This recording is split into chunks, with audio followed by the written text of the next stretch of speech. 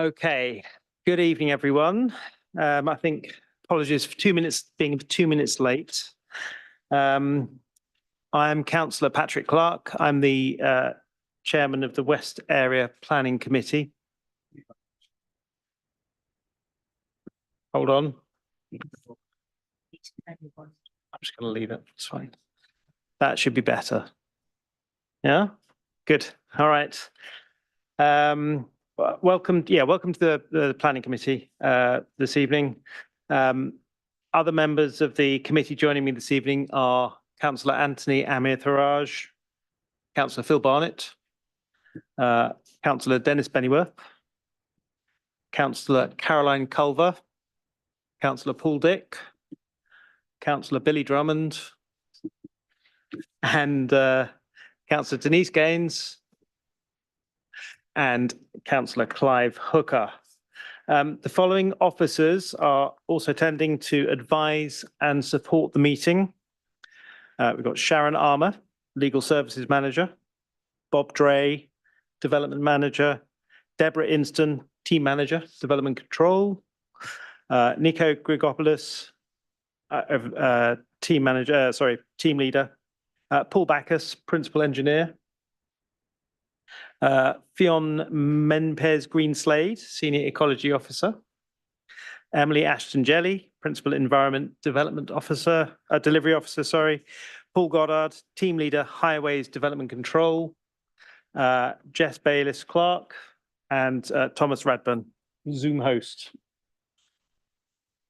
Before we start this evening's meeting, I'd like to take the opportunity to remind members that we are subject to the Council's Code of Conduct, which requires us to uphold certain standards, including, importantly, respect. Members across the chamber may not always agree with one another, but I would ask that in our disagreements, we endeavour to always be respectful of others' views. If we hear the evacuation alarm this evening, we must leave the building immediately. Please proceed via the safe emergency exit route and follow any instructions given by officers. The assembly point is the car park of the Dolphin Pub, which is very handy. If the lockdown alarm sounds, we will remain seated and await instructions from officers. We will adjourn the meeting until such time as it is safe to proceed. Do members have any questions about the way in which this meeting will be conducted before we proceed? Fantastic. So if I could ask the clerk if any apologies have been received. Yes, Chairman. So apologies have been received from Councillor Adrian Abbs with Councillor Caroline Culver as substitute, Councillor Tony Vickers with Councillor Billy Drummond as substitute, Councillor Howard Wollaston with Councillor Paul Dick as substitute, and finally Councillor Nigel Foot with Councillor Denise Gaines as substitute. Thank you very much, Jess. Item 2, we'll talk about the minutes. The minutes of the meetings held on the 21st of February and the 20th of March are not quite yet available, but will be brought to the next meeting in May. In the meantime, I would invite members to consider the slightly shorter minutes of the meeting held on the 19th December 2023. Can I ask for any questions, Councillor Amir-Tharaj?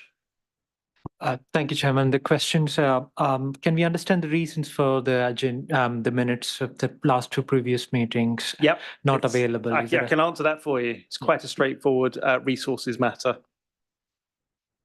But they're almost ready. So can we have a proposer for the minutes? Councillor Amir-Tharaj, and a seconder, Councillor Hooker. Thank you very much. Can I ask members to raise their hands to indicate they agree that the minutes can be signed as a true and accurate record? Yeah. Chairman, if I may, I'll abstain. I wasn't present in the chamber. Certainly. Meeting. Chairman, the same. And me the same as well, Chairman. Thank you. Okay, the minutes have been approved. And I'll sign them off. I'm just going to give them to you. Yeah. Okay, I've got them here actually. Okay, first of all then, item 3, declarations of interest. Can I ask if any members wish to make a declaration of interests? Councillor Gaines. Yes, Chairman, I've been lobbied by one of the ward members. Thank you. Councillor Drummond. Also, I've been lobbied by one of the members. Okay, Councillor Bennyworth. Thank you, Chairman. I think, like all members of the committee, I've been lobbied by both sides on this application. Fantastic. Well, I'll just make my own declaration of interest. I've also been contacted by both sides of the arguments. Councillor Dick. I'm in the same boat as you, sir. Yeah, I've been lobbied as well by both sides. Thank you. Chairman, I've been lobbied by both sides, but I just want to bring the lobbying from the applicant. We've sent this one by post. Just wanted to understand this contents of this one seems to be pretty much what we are available, but just wanted to check, is it publicly available as well or something privy to us? Just that. Yeah, members, it's not part of the application document, so I'd recommend you disregard it. Okay, we'll Yes, I do. disregard this. Thank you.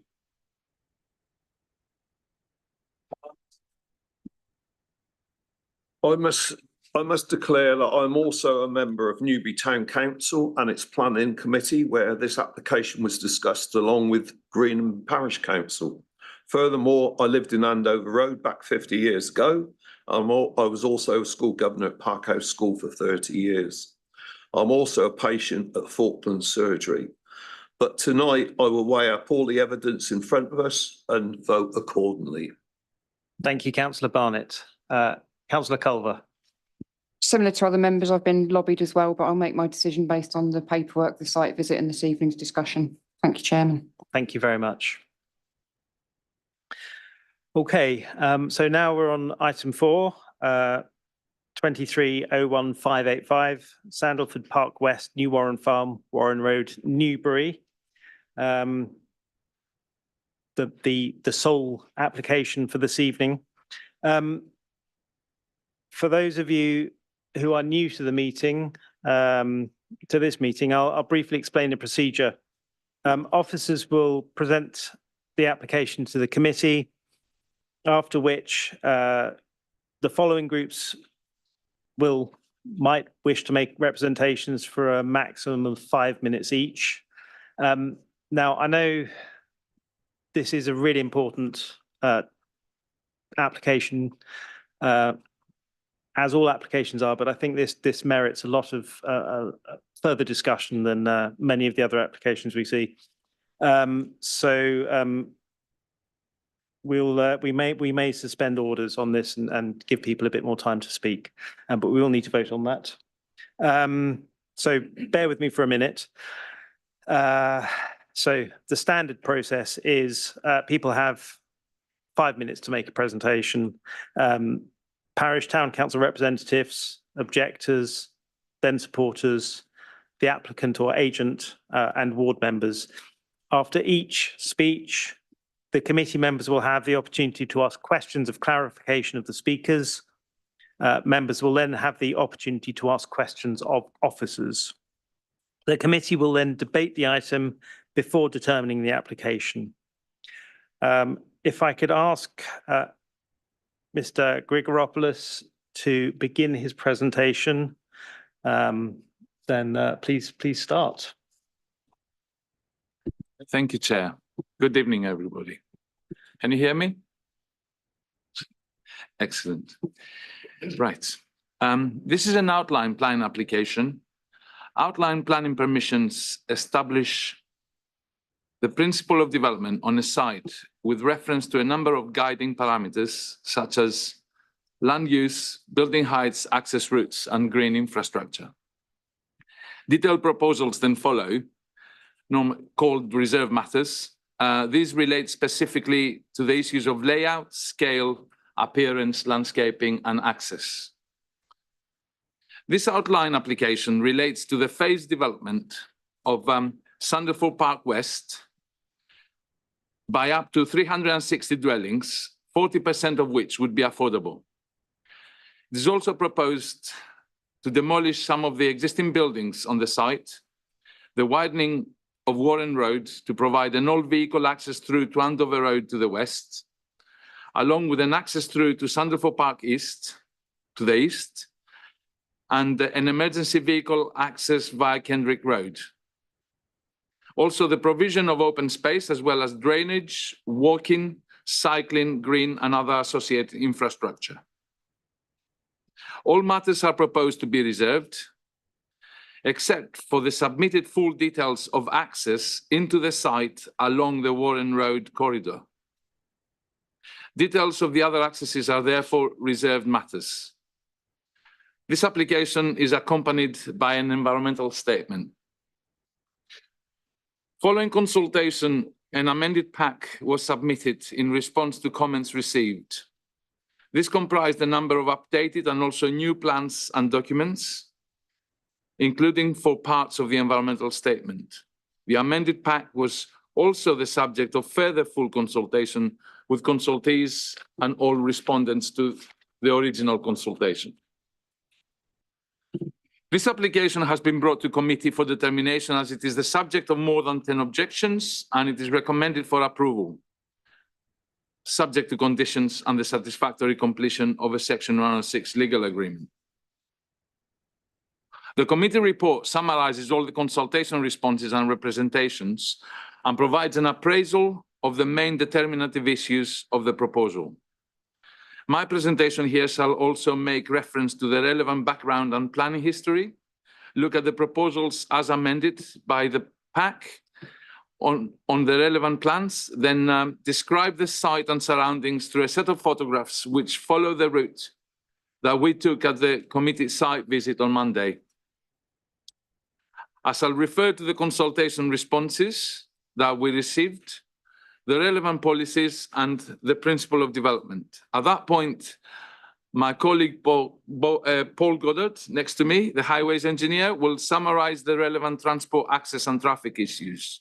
I shall then provide a synopsis of the other most important determinative issues that the proposals have been assessed against before summarizing the planning balance exercise and finish with the officer's set of recommendations. This site, Sandalford Park West, outlined in red, along with the Bloor Home site, Sandalford Park East, to the east of it, comprise the Sandalford Strategic Site Allocation, also known as SSSA, which was allocated for development for up to 2,000 dwellings in the core strategy back in 2012. This was further supported by the Sandalford Park SPD, adopted in 2015. SPD stands for Supplementary Planning Document, and provided the development framework for the site. The Housing Sites Allocation Development Plan document, otherwise known as the HSA DPD, was adopted in 2017, and it reviewed and extended the Newbury settlement boundary to include the identified development areas within this allocation, the strategic allocation, as well as the site of a further property called Sunfoyne down here on the western end of the site at the back of the Garden Close Lane properties. Sunfoyne, by the way, is not part of this application at the moment. Both the SPD and the DPD included a requirement for a single plan application for the whole allocated strategic site to ensure its comprehensive development. Following a series of refused and withdrawn planning applications post-2015 for various parts of the allocation, the Bloor Homes outline proposal for Sandalford Park East here for up to 1,080 dwellings was refused in 2020. The issue of the single application was explored then at the subsequent appeal inquiry. Both the appeal inspector and the Secretary of State who made the decision on the appeal and allowed the appeal, granting outline planning permission for that proposal, they concluded that the failure to submit a single application did not give rise to any material harm, and that it was acceptable and that it would not preclude the comprehensive development of the wider allocation and the delivery of timely infrastructure, where an acceptable proposal for Sanderford Park West, the site we have here along with South Foyne at the time, to come forward and be approved. Furthermore, the emerging local plan, the LPR, as we call it, or local plan review, also retains the policy for the allocation of Sandalford, but it does not require a single planning application submission. This single application policy requirement has therefore been overtaken by events and is no longer a prerequisite in order to realize the comprehensive development of the allocation. Now, looking at the OS map here of the area and an aerial photograph again of the area, we can see that the wider allocation for Sandalford Park to be agricultural land and woodlands, a series of woodlands, including ancient woodlands, which the ancient ones are all confined within Sandalford Park East, and they're all connected with green links of hedgerows. Sandalford Park East is used mainly for growing crops, while they keep horses and other livestock at Sandalford Park West. The area is bounded by the A343 Andover Road to the west, Monks Lane to the north, the A339 to the east, and the Enborn River to the south. Zooming into Sandalford Park West, this has brick kiln copse at its heart. It's below the New Warren Farm house and their associated barn buildings, which are here to the north of the copse. This is the location plan submitted with this application, with the red outline indicating the application site at Sandalford Park West. It includes the New Warren Farm, which is all this area here, as well as the adjoining public right-of-way footpath, Newbury 5-1, which is along here at the north end of the site. Then the Warren Road corridor along here, 5 properties fronting it, as well as the junction to Andover Road and 2 little stretches of Andover Road either side to provide visibility sight lines and also some works there, which we'll go through a bit later. This is the submitted illustrative master plan with the application. The red, sorry, just before that. Sorry, yeah. It shows an indicative layout for up to 360 homes, which reflects the development area in the SPD, which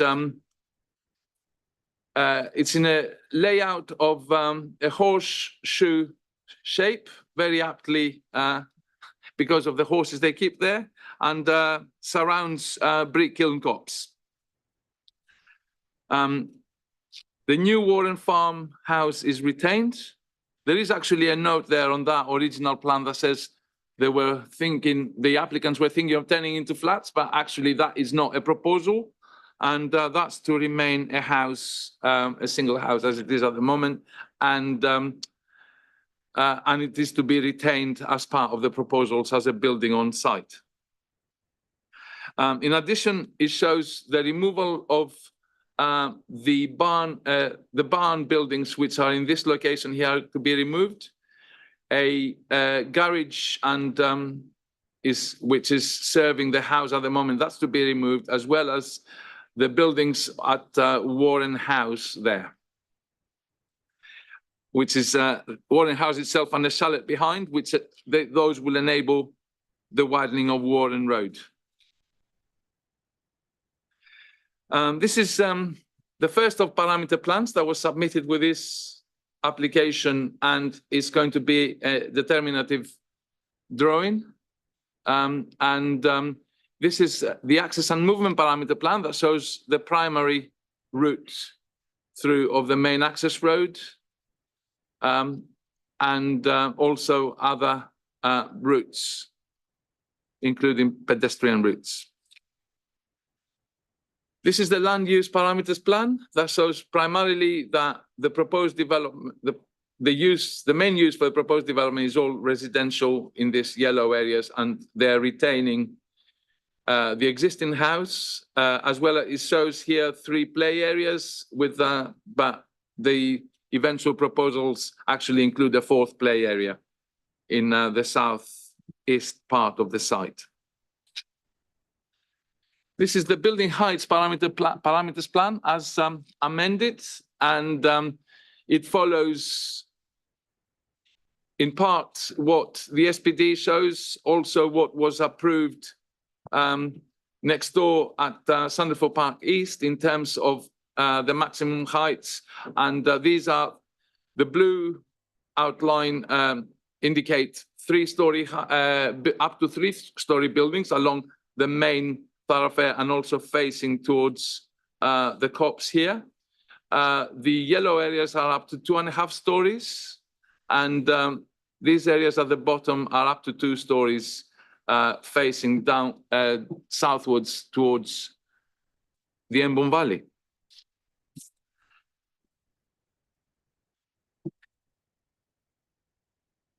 This is a submitted open space plan. Shows the open space in green. The hatch here is Brick Hill and Copse. The blue areas are indicative, showing areas of sustainable drainage systems.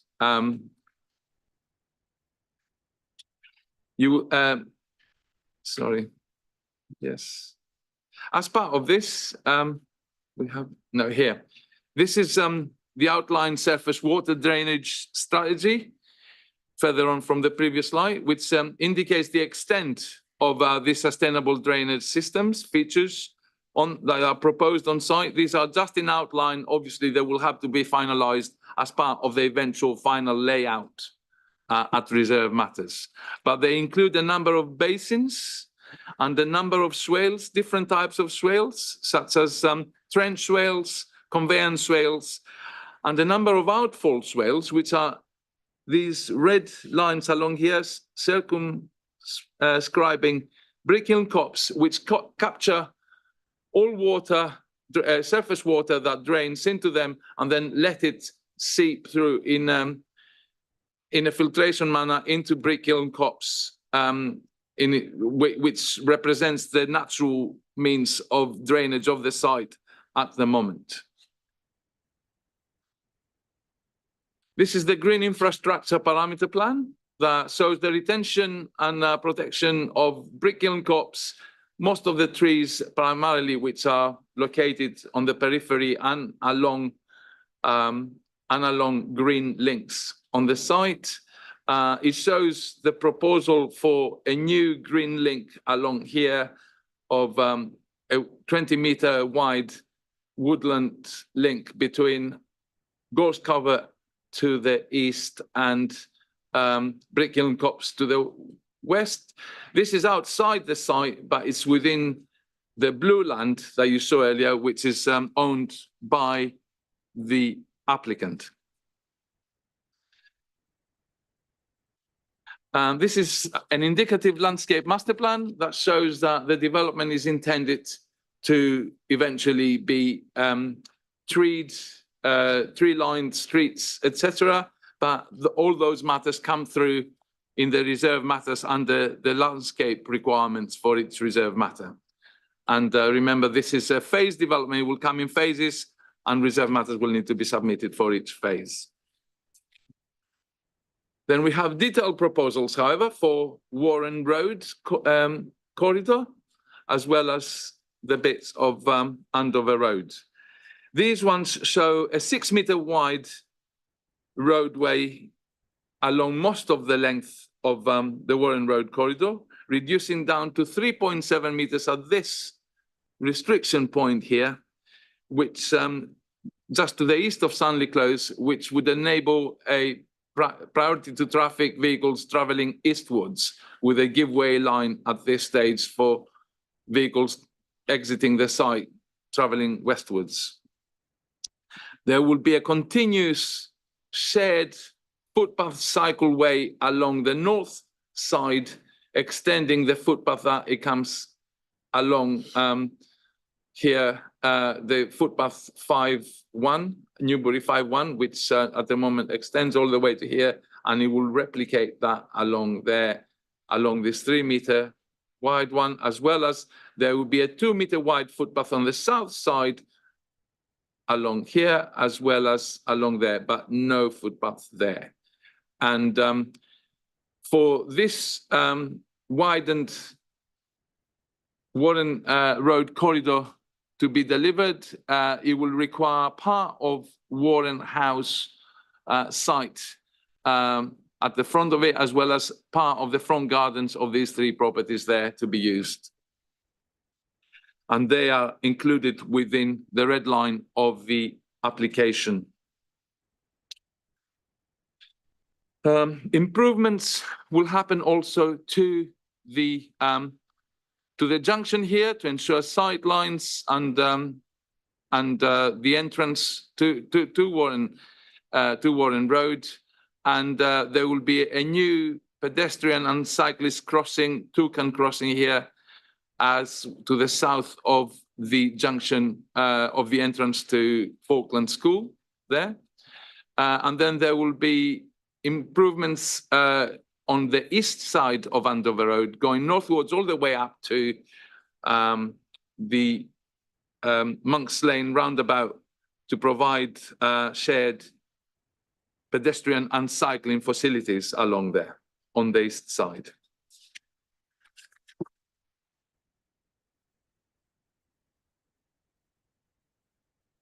There is, this is the landscape strategy for Warren Road. It shows that all the trees, which are all within the confines actually of the school, Park House School to the north, will be protected during works by using a no-dig design construction for providing the footway underneath within the confines or the extent of their root protection area.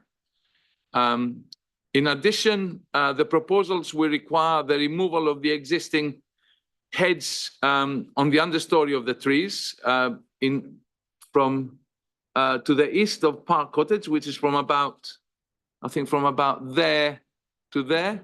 And that will be replaced against the boundary with the school by this ivy screen, 2 meters high ivy screen, which is evergreen and will be there to provide a similar appearance. I will now take you through a number of photographs of the site. This is our meeting point at the site visit. This is the Sunleaf Close entrance there by the western end of Warren Road, with Park House School here and the existing hedge and the trees I've just referred to oversailing Warren Road. So we started from here and we went to Andover Road and through to Kendrick Road.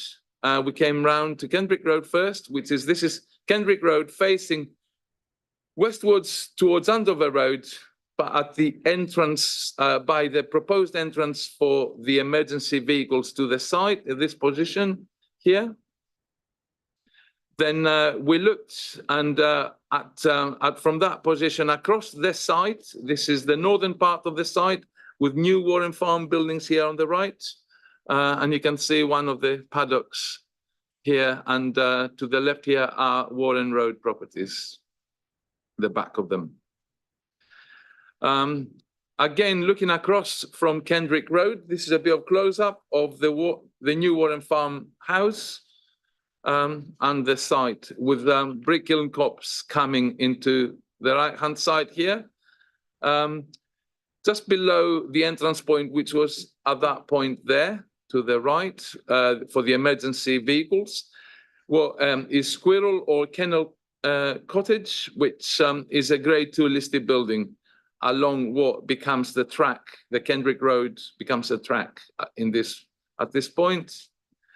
And the track continues there down to Wildwoods. This is the entrance to Sandfoyne and the Sandfoyne site, which is there, as well as a couple of other properties here and Sandfoyne Cottage.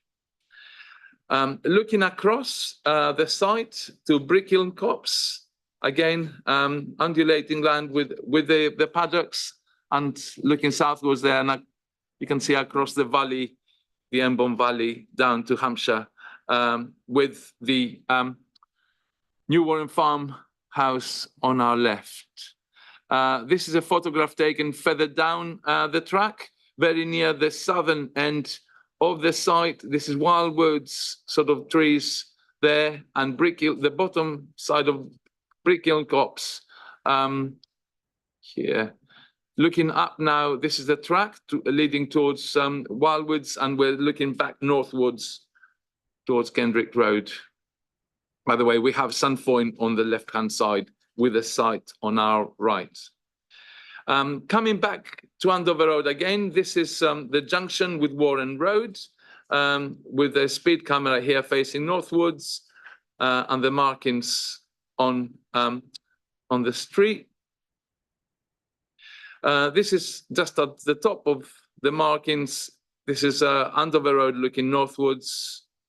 And at this position here, where this car is parked on this parking area, will be where the proposed crossing is proposed to be located for pedestrians and cyclists across Andover Road.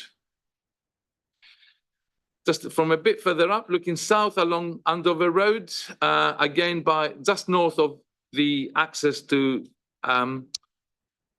Falkland School. Again, that vehicle there, the parked vehicle, where the crossing will be, and that's Warren Road Junction. Warren Road Junction, looking down into the Warren Road corridor. Again, coming back to where we started, and then the first on our right, we see Sunley Close off Warren Road.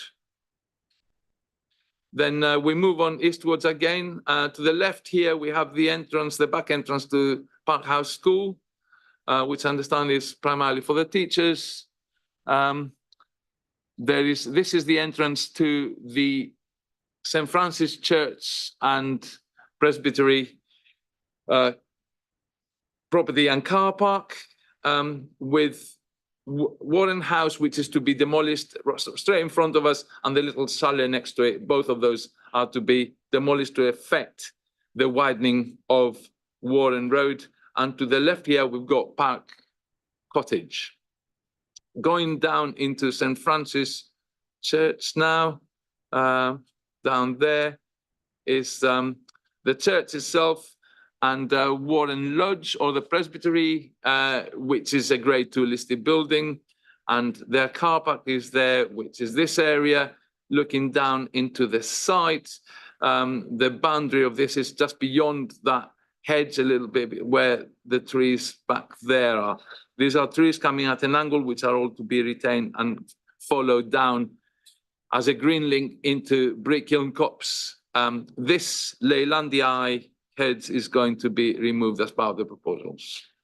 It is proposed to put more planting in this location here at the boundary with the of the site. Coming out of there and along Warren Road, we have on our left, as I said, Park Cottage, which is a building that has some historic value, but it's not listed. And that building had been shortened in the past by a meter or two and is there. Again, continue eastwards from that, there are the three properties after Warren House, which are to be retained and whose gardens are going to, part of their front gardens will enable the widening of Warren Road. The hedgerow along here on the north side to the school site is to be retained. It's a historic hedgerow, and that is not to be affected. This is the track, the Warren Road track, that at the moment is part of the public right-of-way Newbury 5-1 and enables access to all these properties as well as New Warren Farm. Looking at the end of the corridor, this is the footpath that continues the Newbury 5-1 public right-of-way, and to the right here is the entrance to New Warren Farm. From along that footpath, looking south across the site, this is the northern part of the site to be developed with brick kiln copse on the right here, and down there is the eastern boundary with gorse cover beyond. And we look over to Hampshire in the distance. This is looking from along the Greenham 9-1 public right-of-way, which goes along the Sandiford Park East side. This is roughly just to the west of the proposed local centre that was approved at Sandiford Park East, and looking at the eastern boundary of Sandiford Park West, with the proposed access point coming through to here will be approximately in this location here. Coming back to the entrance to Sandiford Park West, this is their entrance is there, and this is the entrance to these two houses, which gain access from that road at the moment, and they are to be retained. And these Leylandii and heads here are to be removed as part of the proposals. Again, looking towards the eastern boundary, the access again to Sandiford Park East will be approximately in that location there. That was the other day at the site visit confirmed with the 4 flags that they had, the applicant had put there, although that position is still to be firmed up, the exact position as part of reserve matters of both schemes, without prejudice to the decision, obviously, of this application considered here this evening. This is looking south across the valley again to this, beyond this existing green link to the top of Brick Kiln Copse and over to Hampshire. These are the 2 existing barns that are going to be removed, along with the Leylandii behind it and the hedge here, as well as this plant there. And the back of the barn again, facing north, with these Leylandii to be removed. And this is New Warren Farm house, the building itself that is to be retained, which has the garage or carport or both to the east of it, which is going to be removed. That's Brick Kiln Copse in the back there. This is it. And along here, there will be considerable sustainable drainage systems. And coming back now to Warren Road, corridor facing westwards, with Warren House, which is to be demolished in the middle there. So that's that finishes my photographs, and I hope that has provided a good aspect of what the site looks like. Coming back to the illustrated master plan at this stage, I need to go through. We did a consultation, as I referred to earlier, and the original consultation raised objections from Newbury Town Council, which are maintained as well in the subsequent one, Greenham Parish Ramblers Association, and Bibout, who only responded to the original consultation. All other internal and external consultees have not raised objections, but a number of them requested conditions and other obligations, all of which are suggested as part of the recommendations at the end of this report. There were 135 objections from local residents and local groups, and 1 neutral response to the original consultation, along with a petition from the residents of all the properties in Kendrick Road. There were also 2 historic petitions that were submitted as part of that original consultation, but they were rejected by Democratic Services of the council as invalid, as they did not relate, one of them to the site itself and both to the application insofar as they were historic, although they had they had a couple or a few signatures that post-dated the application, but nevertheless, the overwhelming over 95% of them were historic. There were 12 renewed objections to the amended pack that were consulted on back in February. The comments are summarized in the report, and they relate primarily to traffic and transport issues, most of them, including regarding to Warren Road, to the public right-of-way, to Andover Road, Kendrick Road, and then also to infrastructure design, heritage ecology, policy, affordable housing, and process matters. In addition, a further objection was submitted by the representative of the Wash Common Action Group last Friday, subsequent to the publication of the report, and that referred primarily to matters regarding to Warren Road and the public right-of-way and some other matters. Policies, the report identifies the development plan policies which are relevant and also most important for the assessment of this proposal as required by the National Planning Policy Framework. The land is allocated for housing in the local plan, and therefore the principle of developing this land has already been deemed acceptable in principle. The site, in conjunction with the remainder of the allocation to the east, Sandalford Park East, makes a significant contribution to meeting the local housing need for the area, which is a significant benefit of the proposals. Ensuring a comprehensive and cohesive development along with the eastern side has been a key consideration and is something that we have considered in relation to every issue, despite the fact that the single application issue, as I said before, is not really a determinative issue anymore, has been overtaken by events.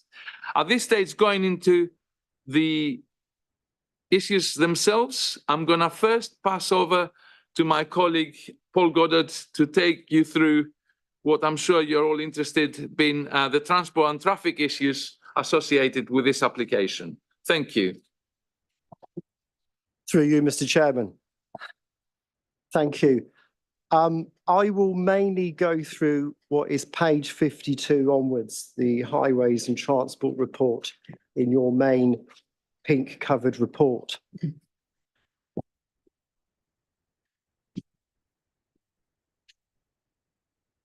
I, as your highway officer, have been involved in the Sandford Park development for many years, probably too long to remember.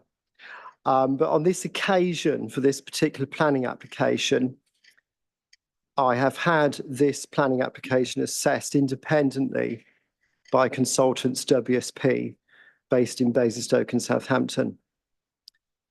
Now, as Nico Grigoropoulos has mentioned tonight, this site has a long history. It was allocated for housing within the council's core strategy in 2012. There was a supplementary planning document 3 years later. So I accept that there will be much local concern about the increase in traffic from this development along the Andover Road. But my advice to this committee has to be that this matter would have been largely considered when this site was allocated 12 years ago, when the core strategy was adopted by the government appointed planning inspector at the time. The challenge to your highway officers since then has been how to manage the additional traffic that this strategic housing site will place on what was then and is becoming again now Newbury's congested highway network. where all too frequently there are junctions that are difficult to expand and increase the capacity of. Now, one strategy to overcome this by your highway officers is to have multiple accesses serving the whole of Sanderford Park. 4 such accesses are proposed.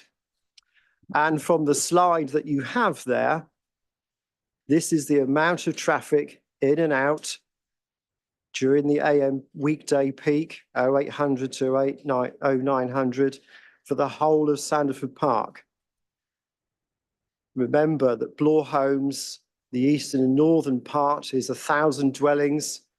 The planning application before you is 360 dwellings. So altogether, 1,360 dwellings.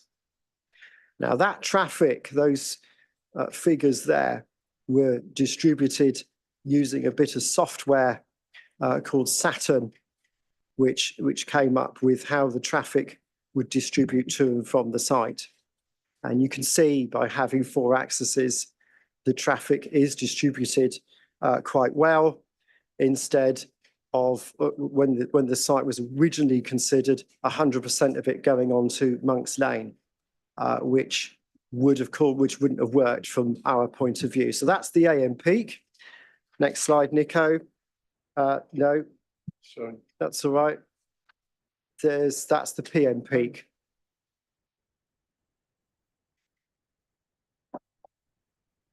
What happened there? It seems. That's all right. I don't seem to be able to find the PM peak. It's not, it doesn't. Oh, No, that's all right. sorry, Okay. The AM peak and the PM peak, the distributions are fairly similar. Yeah. You would have around 30% accessing the site via Warren Road, over 40% to and from Monk's Lane, and about a quarter onto the A339. Now that has the advantage of spreading the traffic around, but with Warren Road, there will be a distribution of traffic from the whole of Sanderford Park that will wish to go to the A34 via the Andover Road, through the double Rinnie roundabouts, past the petrol filling station, past the schools, all the way down to the A34, A343 interchange. What Warren Road will do, next slide, is take AM peak, Oh, that one, yeah. that's PM peak. Sure. Yeah, So this one, yeah? yes, that's right. You sure? I will run with it. Yeah. By having a Warren Road access, it provides an outlet for the whole of the Sanderford Park development, taking traffic away from what is a sensitive section of Andover Road. That section of Andover Road from Warren Road up to and including the mini roundabouts by what is now Pett's Corner. That section of road has entrances to 2 schools, has a rather busy petrol filling station, and 2 double mini roundabouts that can become congested, which we cannot make bigger because there isn't the land.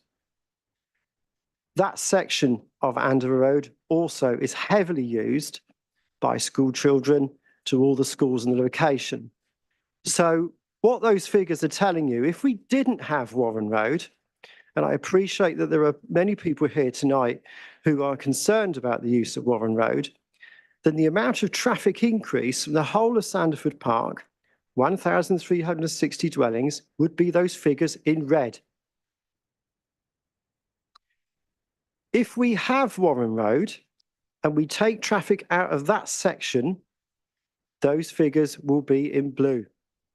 So it removes pretty well much all of the traffic increase from Sanderford Park from that sensitive section of road.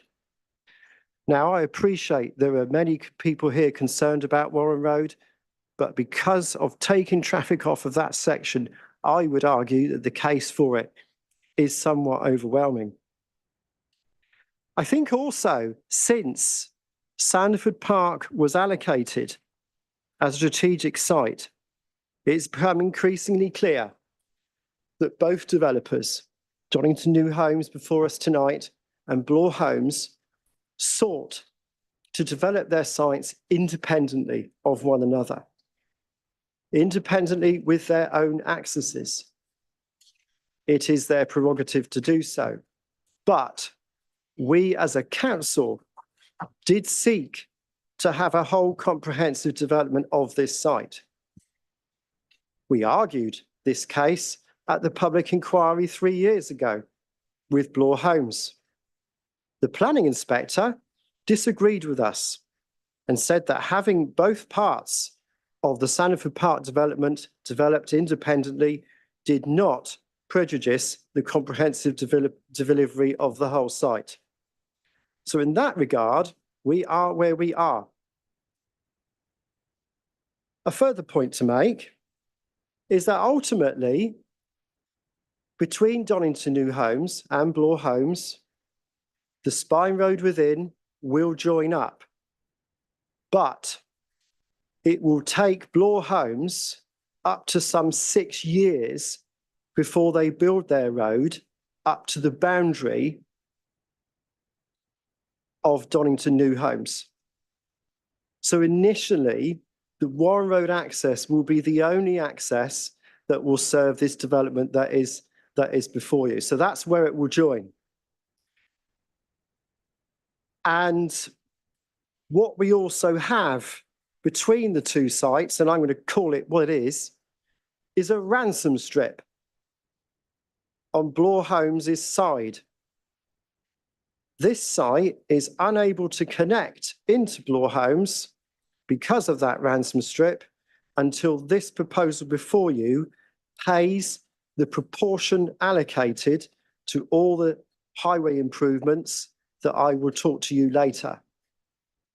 Now, obviously, to have enough money to pay what is just under £3 million, this developer, along with all developers, would need some revenue to begin with by the provision of some houses.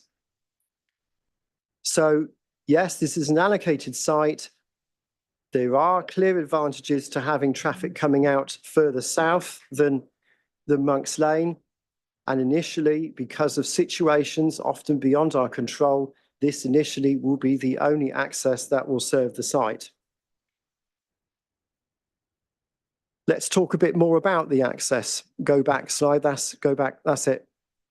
Now, my colleague, Nico Grukopoulos, did talk about that design within his presentation. So I'm not going to go over it again. He talked about the widths. He talked about the narrowing along it, which as a highway officer I support because it will reduce vehicle speeds along what is a relatively straight section of road. The access design, the sight lines onto Andover Road, the widths, all comply. My advice to you is to all design standards. The design there will be subject to the full road safety audit process. So, moving on, Kendrick Road will be used as an emergency access. Thank you, Nico. And when I say an emergency access, it will be used for blue light vehicles. And I hope that it will be very rare that it will be used by blue lights. And of course, when eventually the link is built through to Bloor Homes, it won't be required at all because that will be the other route out for emergency vehicles. Your highway officers always look for an emergency access for any development over 100 dwellings. And of course, initially, until the link to Bloor Homes is built, that will be the case. So it would be very rare that Kendrick Road will be used for emergency vehicles. I assure the committee the width is sufficient for when if that rare occasion ever occurs. Kendrick Road itself is a private street, not a private road. This is very important. A private road is a private road, but a private street is actually a public highway. It becomes a public highway if people have had unfettered use of it and access to it over some 20 years, as defined in the Highways Act 1980, Section 31. Kendrick Road will also be used as a pedestrian and cycle route. But I do consider that it will be very likely used by pedestrians and cyclists because there is another alternative route to the Andover Road on the screen before you. So I would contend there should not be any concerns regarding the use of Kendrick Road. Warren Road will be constructed to a width that is suitable for buses. All of the Sanderford Park development will have a bus service by extending the bus number 2, the existing service. And initially, it will be extended to the central area of Bloor Homes, which is not far, just to the north of this development, almost where the two join. And when the link road is completed through from this site to Bloor Homes, then the bus will travel through Warren Road and onto the Andover Road. And of course, not only serve Sanderford Park, but will also serve all the residents in the area and will be of benefit to them. This development is proposing to contribute alongside Bloor Homes to the provision of that bus service to get it going. This section, or much of Warren Road from Sunley Close onwards, contains public right-of-way Newbury Footpath 5-1. Your public rights-of-way officers have been consulted. And of course, the historic width of the route is some 8 metres, or of course, only a fraction of that is used because of grass verges and vegetation. It is the view of your public rights-of-way officers that users of the public rights-of-way, their rights would be retained and would not be affected by this proposal.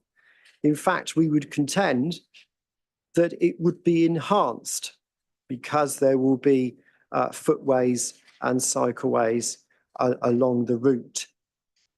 Where the road diverges to the south and separates away from the public right-of-way as it continues east, there will be a set of bollards that are secured by conditions within this report. Those details will need to be submitted later on with reserved matters.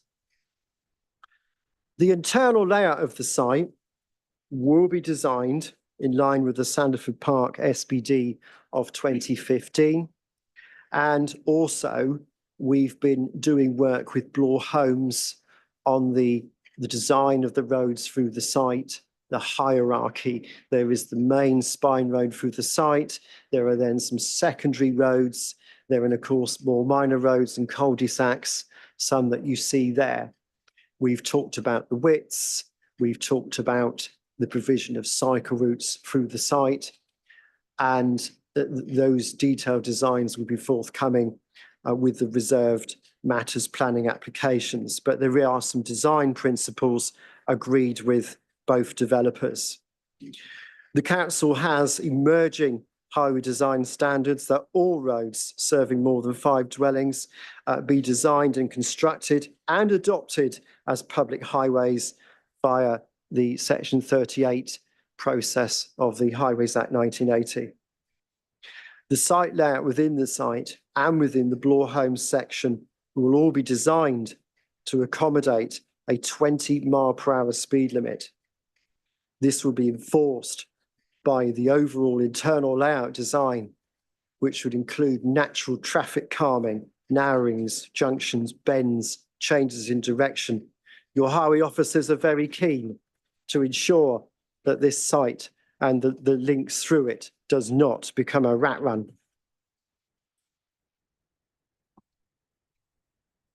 So I'm just finding pages. So page 56, I'm now going to have a look at now, and we're talking about the traffic generation. And we have some trip rates there per dwelling, which for 360 dwellings for the whole development is listed below. These traffic generation rates have been found by surveys of existing sites in Newbury that were taken some years ago for the Blorholmes planning application. But we still consider with more people working from home that those trip rates are probably more than robust.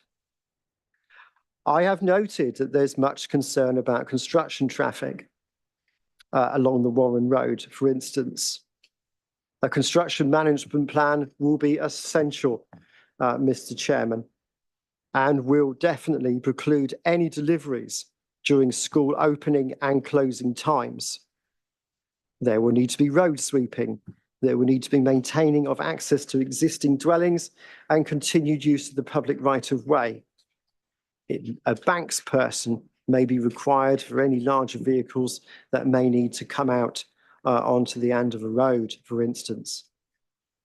It is highly likely, as is often the case, that construction workers will arrive and leave outside the main weekday travel peaks. Now, you normally arrive earlier than 0800 and leave before 1700. So therefore, your highway officers do not consider that there will be a significant impact from construction traffic. So the overall traffic impact of this development and the Sandford Park development as a whole. Now, Blorholmes' proposal actually never came to this committee because it went to appeal.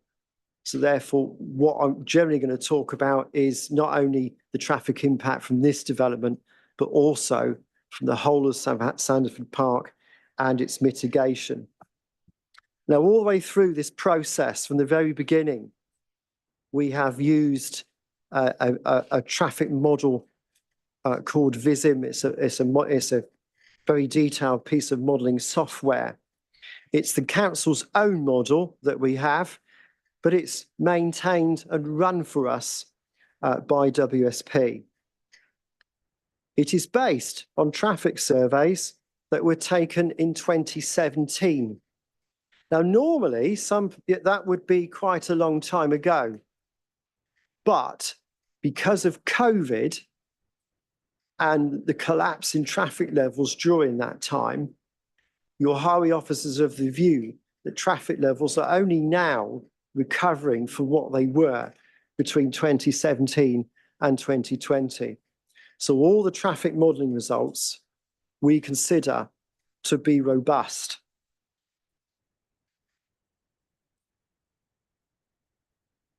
The traffic modelling results are all contained on page 57. And I will talk to you about what those figures are and what they mean. So you have details of all the individual junctions, and what I've sought to do there is you've got an A339 corridor and you've got an A343 corridor going into town. And there are 3 separate scenarios for the AM peak and for the PM weekday peak. The first scenario is 2031 without this particular development. So 2031. So all those traffic surveys that we did in 2017 have been grossed up using government approved figures to 2031. We've also included every known committed development that we think will be around by 2031 and done the best we can. It also includes the Bloor Homes development next door, because that has been approved, it's committed. So then the middle column, the second one, we add this development onto the first column. And then finally, the third column is with all the mitigation, all the highway improvements that I'll talk to you about in a little while. The figures before you are maximum averages in meters. Okay, what's the maximum average? The VISIM model is run at least 10 times to simulate that every day is slightly different. So you run the model 10 times, and the maximum length of queue in each of those 10 runs is then taken and averaged. So that's not a mean average, that's a maximum average. You will see at the bottom left-hand side there were two figures set in bold on the A343 corridor going into town. And this proposal on its own, along with, of course, all of the Sanderford Park development, had quite an impact on the traffic signal junctions within the Bartholomew Street, Market Street corridor. And that some mitigation is proposed, which I'll talk to you about in a bit.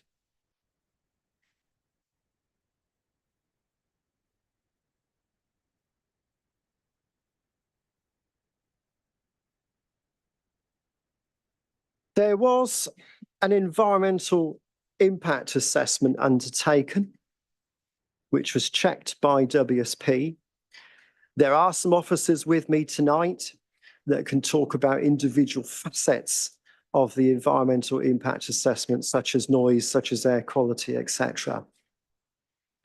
It was checked by WSP and came to the conclusion that during the construction phase and when the development is in situ, that there would be no severe impact subject to all the mitigation that I will outline shortly.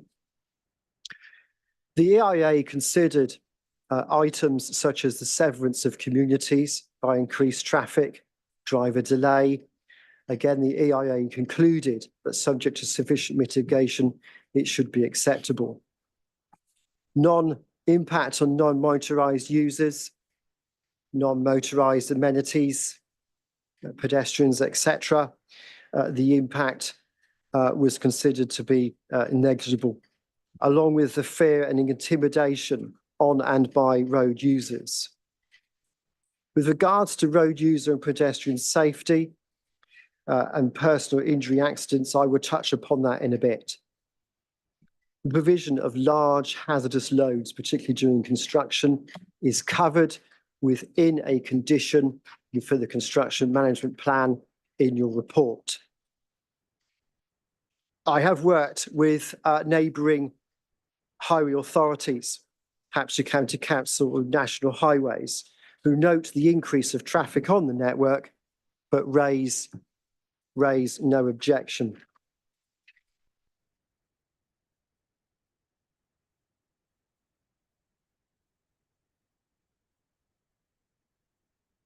Active Travel England have also been consulted, and they've raised some key points that I would advise we can address at reserve matters stage.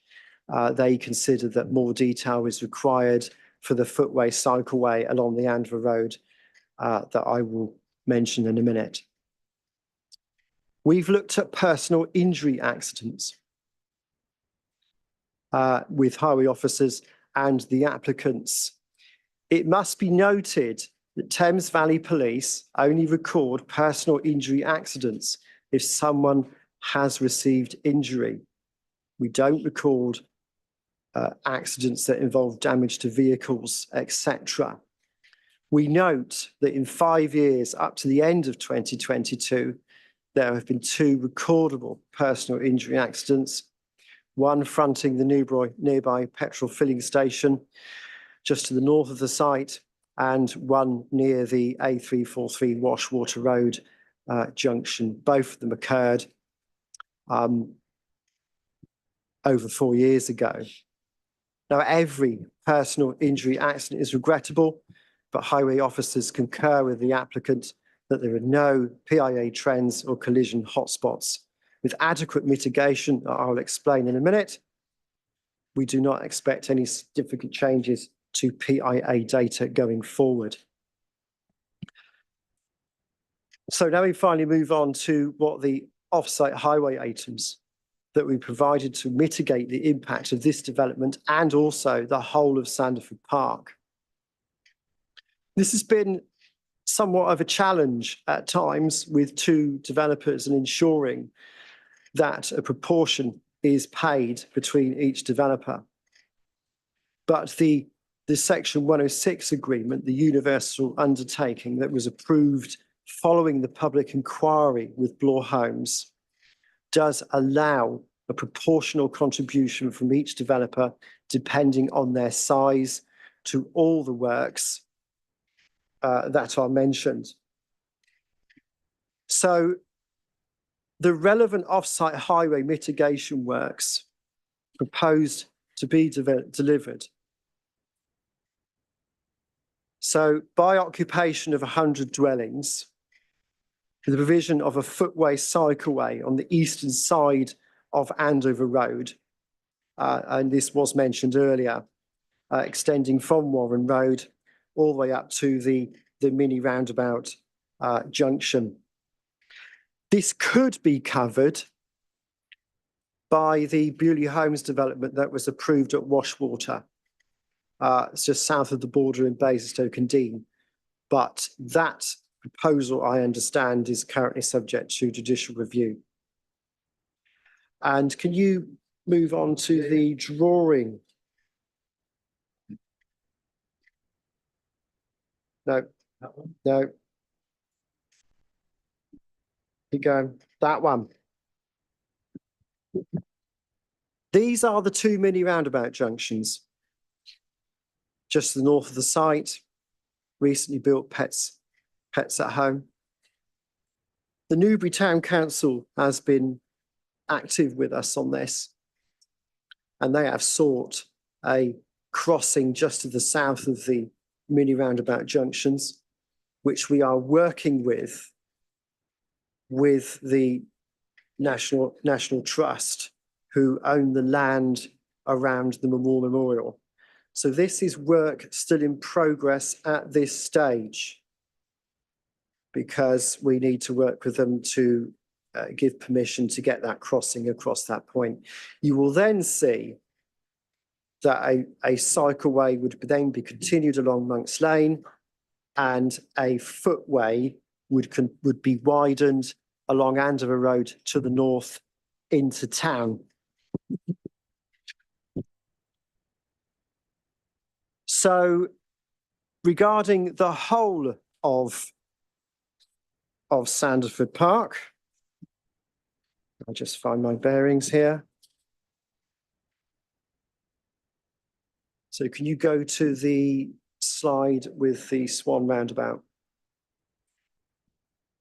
No, that one. So talking about the overall improvements to the A339 from both these developments, the first thing that we provided is the improvements to the A339 B4640 junction. This is near the Swan pub. The aim here is to try and encourage all traffic coming from Basingstoke, coming from the south, that instead of going through Newbury Town Centre, to divert it towards the A34. There will be visual message signing detailing any traffic congestion in Newbury that would encourage traffic to turn left and go towards Tot Hill. The number of lanes going north until we get to near the Household Waste Recycling Centre will be reduced to 1. This then enables a turn right lane into the St Gabriel's School and enables a crossing point from the public right-of-way Greenham Footpath 9 to cross. Next slide, that one. This is the A339, A343 St John's roundabout next to Burger King. This would follow on from that and should be provided by about 250 dwellings through the whole Sanderford Park site. It involves widening the A339 going south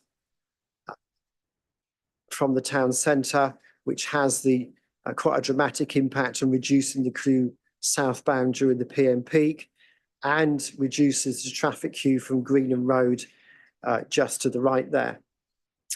And then finally, this is the A339 Pinchington Lane, Monks Lane junction improvement. This is quite substantial and this will happen later on in the process.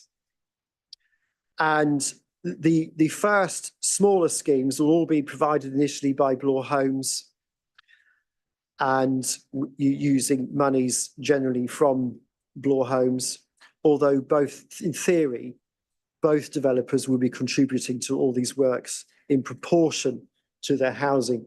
But we highway officers are keen to get those earlier schemes in the town centre provided first, because according to the traffic modelling results, they were the ones that would fall over first with the additional traffic. So this scheme before you here is substantial, replacing the A339 Pinchington Lane roundabout and the Monks Lane Newtown Road Newbury College roundabout with traffic signal junctions that would include substantial pedestrian cycle crossing facilities. The section of Pinchington Lane would then be dualled also with council funding that we have up to the Tesco's roundabout. So in addition to that, as is normal for all housing developments of above 100 houses, there will be a framework travel plan that will provide measures to encourage travel other by private car, etc., car sharing, vouchers for cycles, car clubs, etc. And that package is being worked on and will be concluded going forward. So I'm finally reaching the conclusion, some may be relieved to hear.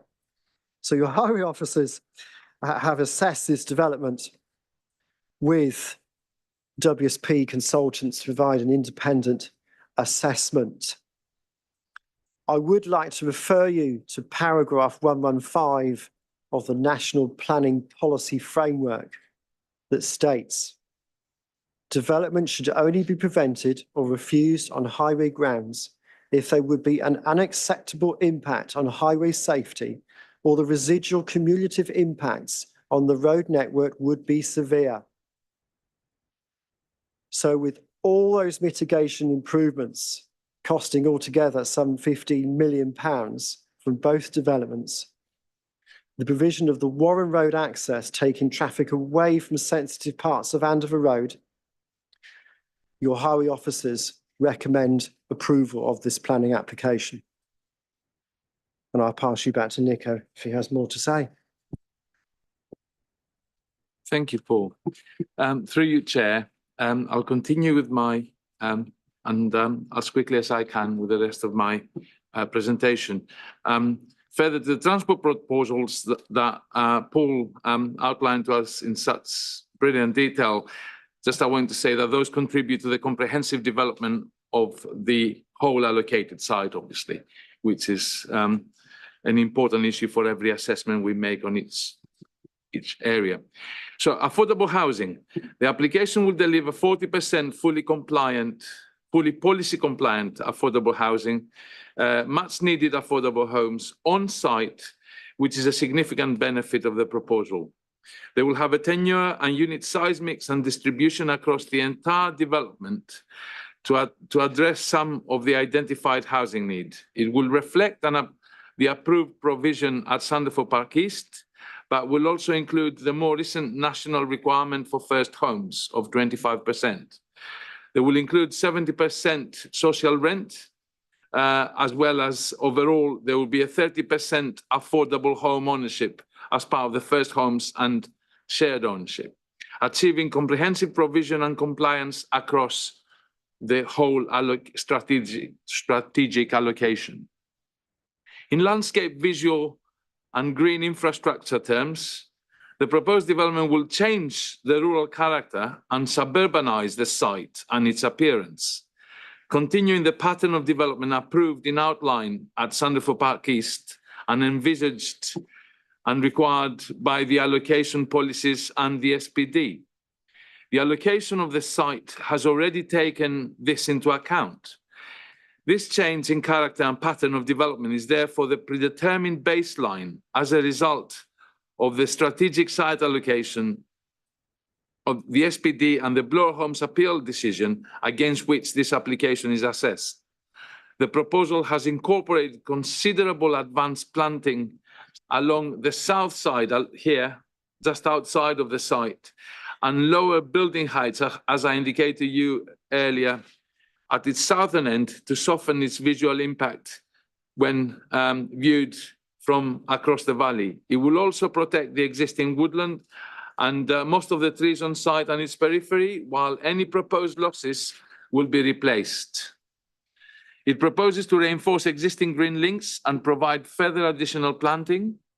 The requirement of an urban design code to guide reserve matters will also provide consistency with Sandefjord Park East and the comprehensive development of the whole allocation, and it will be a very valuable tool to ensure a high quality final design. The application will provide sufficient minimum woodland buffers in excess of what the SPD requires, thereby protecting the woodland. It will provide a considerable area of open space, including suds and 4 play areas around the development.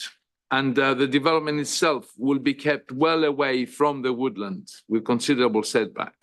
Management of the woodland and the open space, play areas and extensive sustainable drainage features, will be transferred to the council to reflect the approved arrangements at Sandefjord Park East. These open spaces will serve the development, but will also be available for the existing community, which is the last bit, is an additional benefit. The proposed works to Warren Road will protect the row of trees, as I said, within the school site overhanging the road through the no-dig proposals in order not to affect their root protection areas. Although it is proposed to remove the existing understory hedge on the highway to the west of Park Cottage to enable the required Warren corridor width, this is proposed to be replaced by the 2-meter pre-grown high ivy screen panels, retaining the verdant character of Warren Road. The proposals have been designed in a way to avoid affecting the historic hedgerow along on this side of Park Cottage, which is welcome. In respect of ecology and biodiversity, the application proposes a series of mitigation and enhancement measures with suggested conditions to ensure their provision at reserve matter stage. These include replacement community orchard, additional green link between the woodlands and other planting, measures in respect of bats, birds, hedgehogs, dormice, barn owls, stag beetles, and other species. The ecologist advises that despite any impacts, there are no objections in principle on ecology and biodiversity grounds, and the biodiversity enhancements proposed are supported. In terms of drainage, the proposal would not have an adverse impact on surface water drainage or flood risk, and surface water would be managed in a sustainable manner through the extensive implementation of sustainable urban drainage systems, as well as providing other benefits such as biodiversity and amenity. As per normal practice, foul water drainage will also be addressed through a strategy to be submitted and to be approved also by the statutory undertaker, Thames Water, at this stage, at reserve matters, and is conditioned accordingly as per the Sandefjord Park East approval. Energy. The proposal will be required by condition to deliver a zero carbon policy CS15 compliant development at reserve matters through appropriate layout and orientation. a fabric-first approach for all the buildings, an on-site provision of renewables and low and zero carbon energy generation to provide an exemplar development on the strategic site and contribute to the Council's 2030 carbon neutrality target for West Berkshire. This reflects the Sandefjord Park East approval provisions and will ensure a comprehensive and sustainable development for the whole allocation. And we will also recommend at the end that an additional head of terms is added to the section 106 that requires an obligation in the section 106 plan agreement to deliver a development which complies with policy CS15 of the West Berkshire core strategy in accordance with an updated outline energy statement that we need to receive in that respect. The application proposes proportionate and adequate provision for local community services and facilities in mitigation in respect of education, sports, health and waste management secured through conditions and a section 106 legal agreement. The proposals are to the satisfaction of the environmental health officer in terms of noise, lighting and air quality, including along the repurposed Warren Road and at its junction with Andover Road in proximity to existing residential properties and local schools. Having assessed the suite of supporting documents, officers consider that the parameter plans recommended for approval will ensure the subsequent reserve matters will deliver a high quality and sustainable development without any significant material impact on the amenities of existing and future residential properties on the site and surrounding area.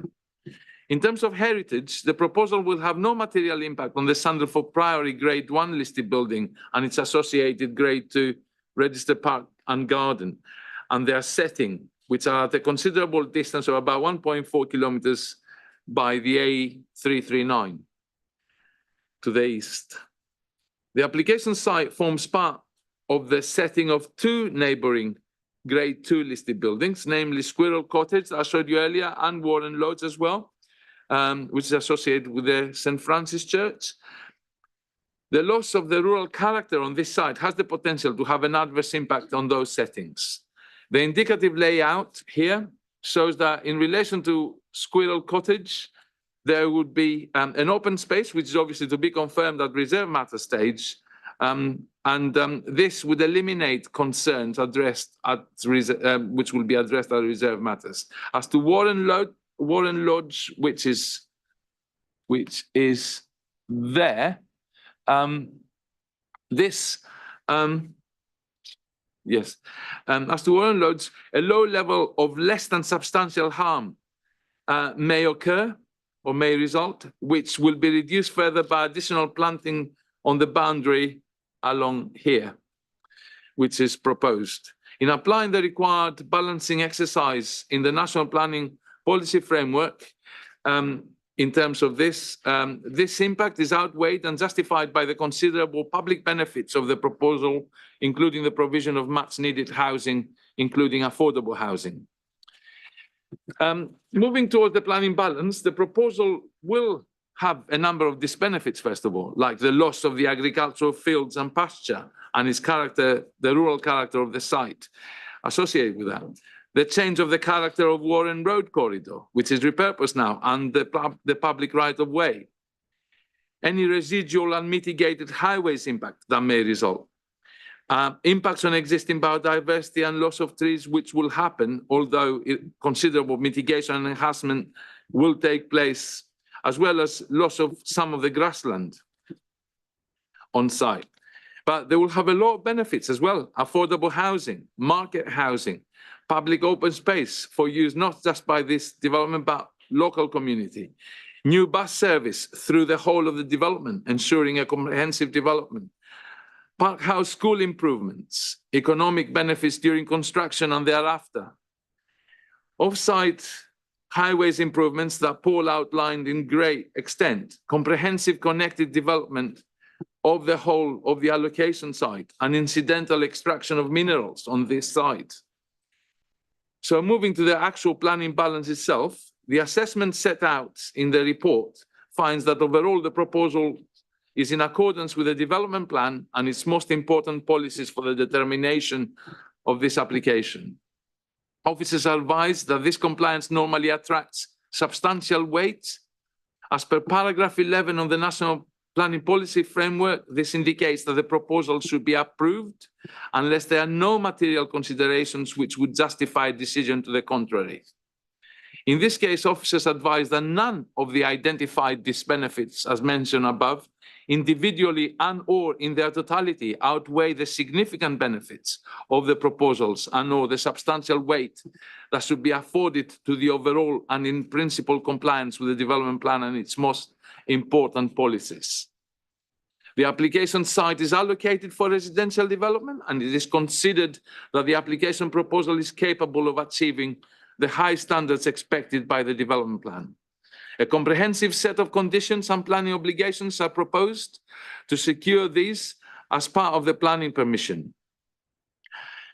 So the officer's recommendation is that provided that a satisfactory Section 106 agreement has been completed pursuant to the heads of terms listed in Section 33 of this report, in addition to the one head of terms that I mentioned just earlier in terms of energy efficiency, and the conditions that are also set out in Section 33 of the report, including the amendments to Condition 14, which is in the update pack that was provided in advance of this, the update sheet, which was provided in advance of this committee, to delegate to the development manager to grant planning permission subject to those conditions and to the Section 106 heads of terms.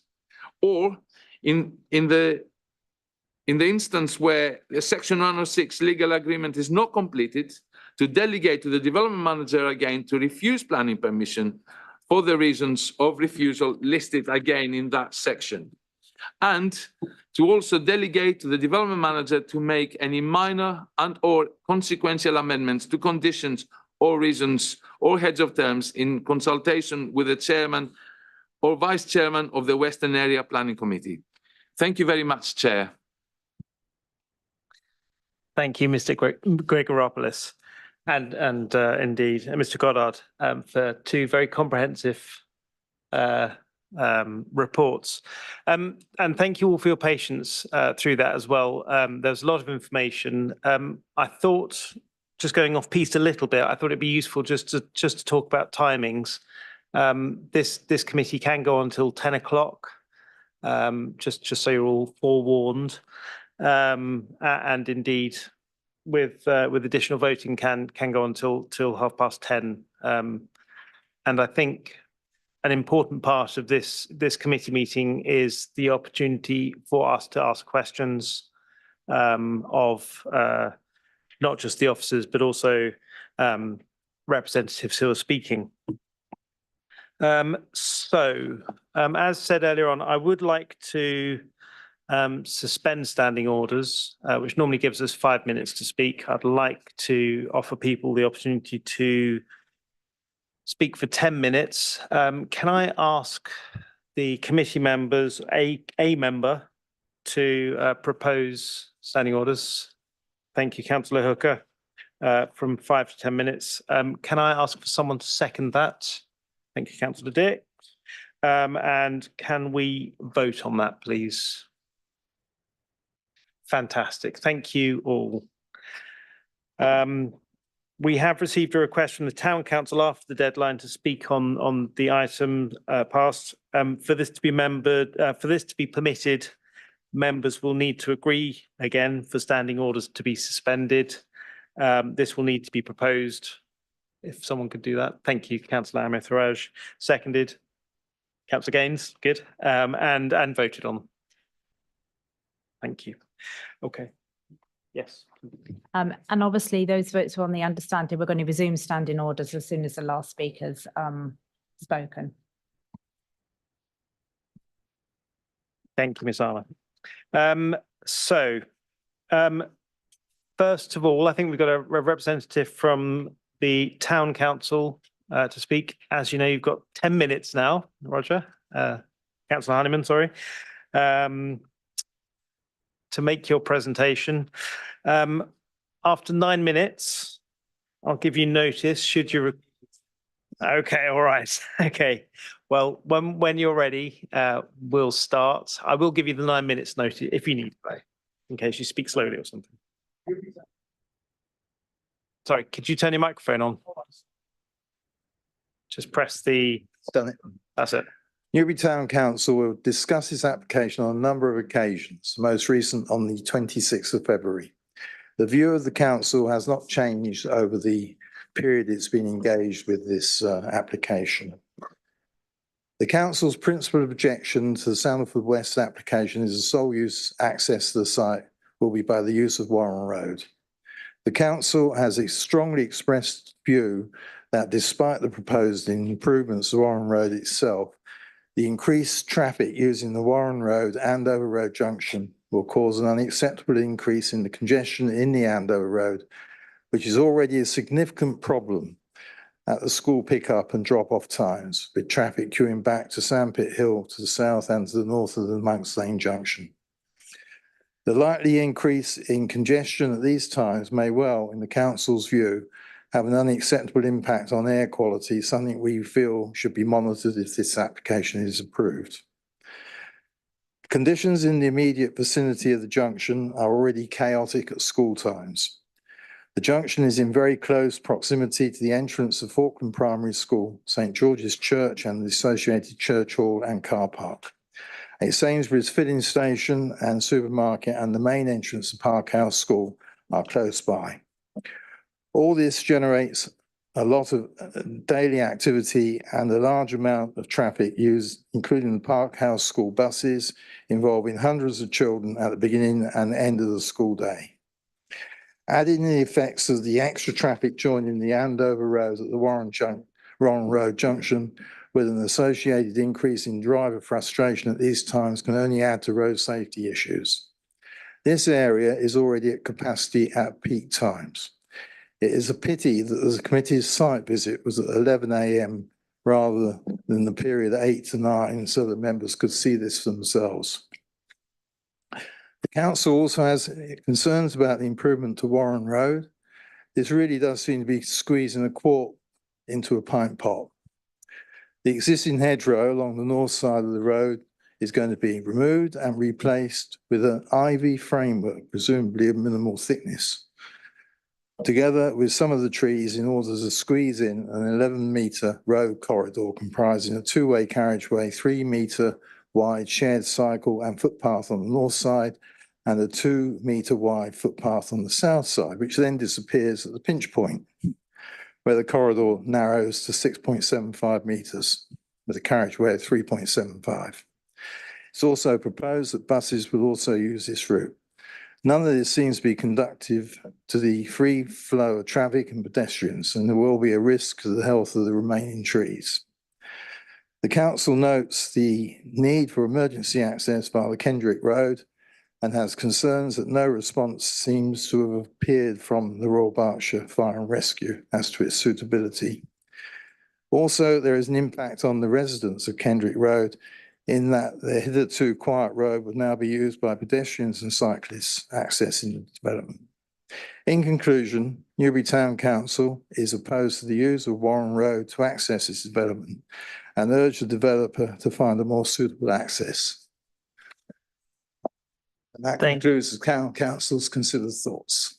Thank you, Councillor Honeyman. Can I ask members whether they have any questions of Councillor Honeyman?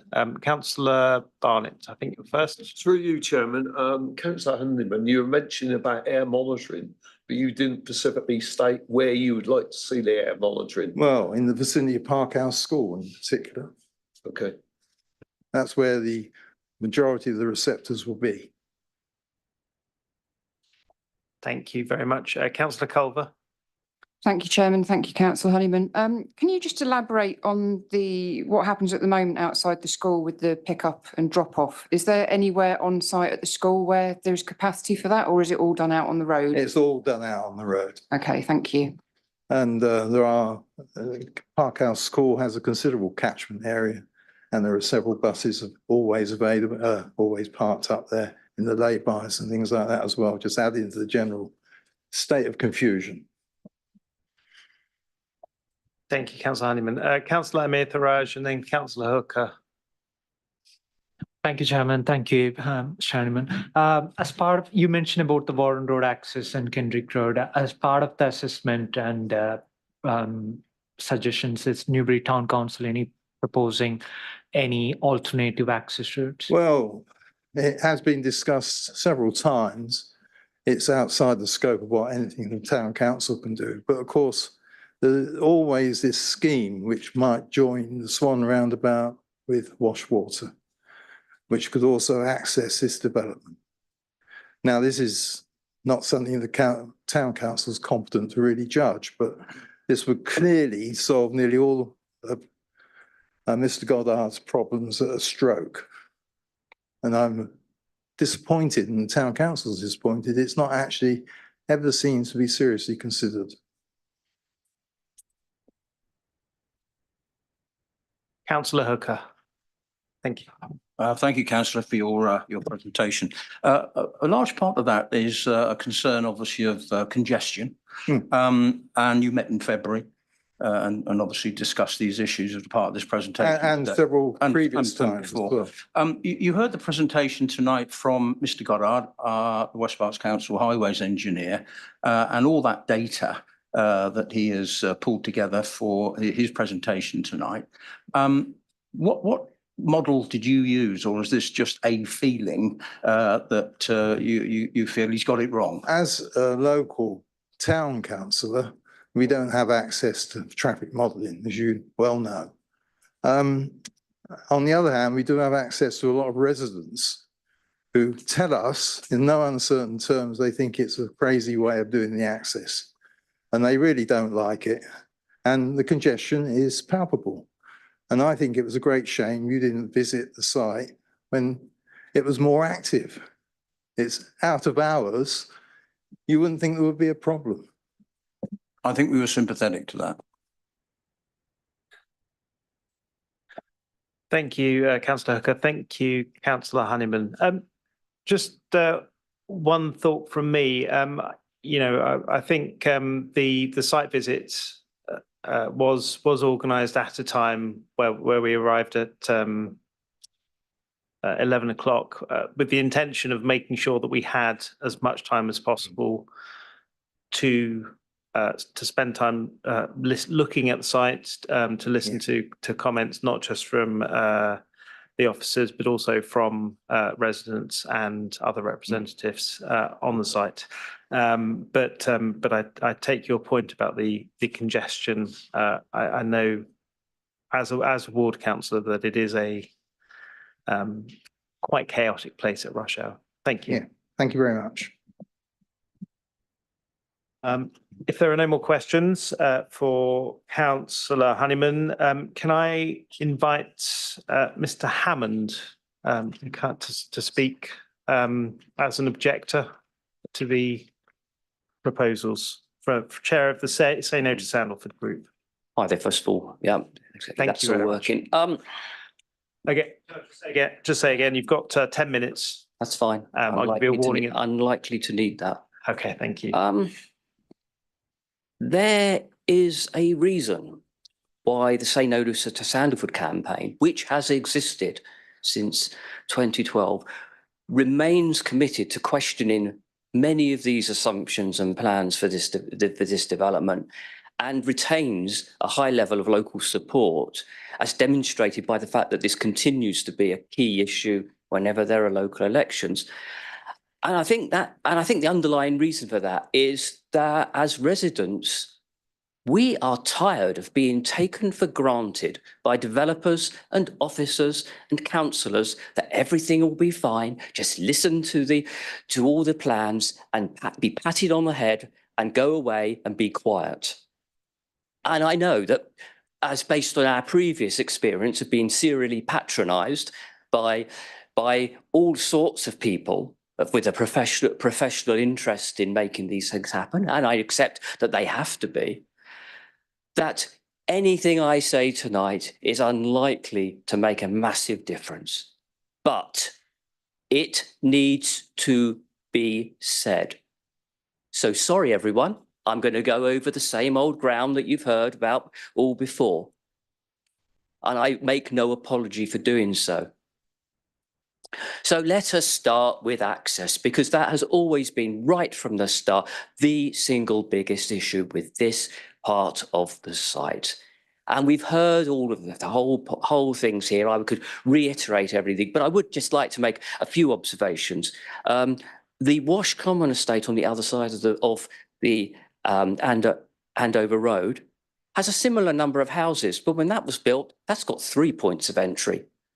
This one has this single point of entry from its start.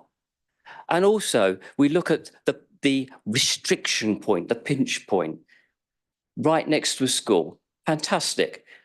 Why put in something where you are creating a situation for idling cars outside a school? How sensible is that? Similarly, we've heard on the presentation about further crossings further up the Andover Road between that and the double roundabout. Two more crossings. What does that create? The likelihood of further idling traffic in the vicinity of two schools. And likewise, like Councillor Honeyman just mentioned, it is appalling to hear that there was no reference at all for any form of air quality monitoring to actually determine the impact of that. Who's being taken for granted here, which appear to be the lungs of our children? I don't think that's acceptable. Another issue here is the mention of the Newbury Public Footpath 5.1, and this appears on the West Berkshire definitive map as being a public right-of-way, a footpath. Now, I'm sure that those of you who went on the walk around would instantly notice that it's got tarmac on it and there are roads on it. So how can a footpath also be a road? There's an ambiguity there, and it appears to be something that whenever members of our group have mentioned this, it's pat on the head time, isn't it? It's, oh, don't worry, it's just a historic thing, it's perfectly all right. Well, I think if you're going to be using this particular area as the primary entry route for 350 new residents, don't you think that that ambiguity should be utterly clarified and made clear and transparent for everyone in the area? Who's being taken for granted there? Who has been taken for granted in the past that it has never been formally addressed? There's also a perceived feeling here that the southern half of Newbury is now a hotbed of overdevelopment. And we have the existing Sandalford East site, which we understand has, with the machinations that have occurred, has now got to go ahead. However, we also believe that it almost implicit in the Secretary of State's decision to grant outline planning permission there, and the reservations in the report concerning the western side, that actually this particular parcel is not needed as part of any sort of nominal strategic site. We don't need it now. We've got 800 odd houses to deal with all the various facilities being put there.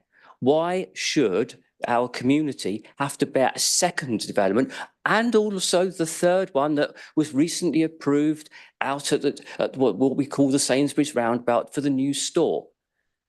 And also just over the border, the Washwater related development, which was also there. That's 4 substantial, allegedly strategic, some of them strategic things, all being dumped on us at the same time.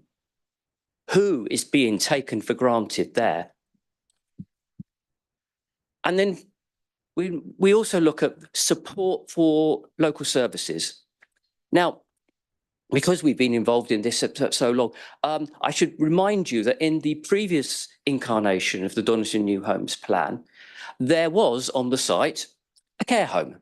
It's not there anymore. It's been lobbed over the fence to Sandalford East. There was a Swings and Smiles facility. That's disappeared. And there was also, I think, at one stage, the second primary school, which has also disappeared. And if you look, and there similarly, this particular package has no independent other facilities, no shops or anything. Again, that is all part of the central package for Sandalford East. So when we look at the whole, where would these people go?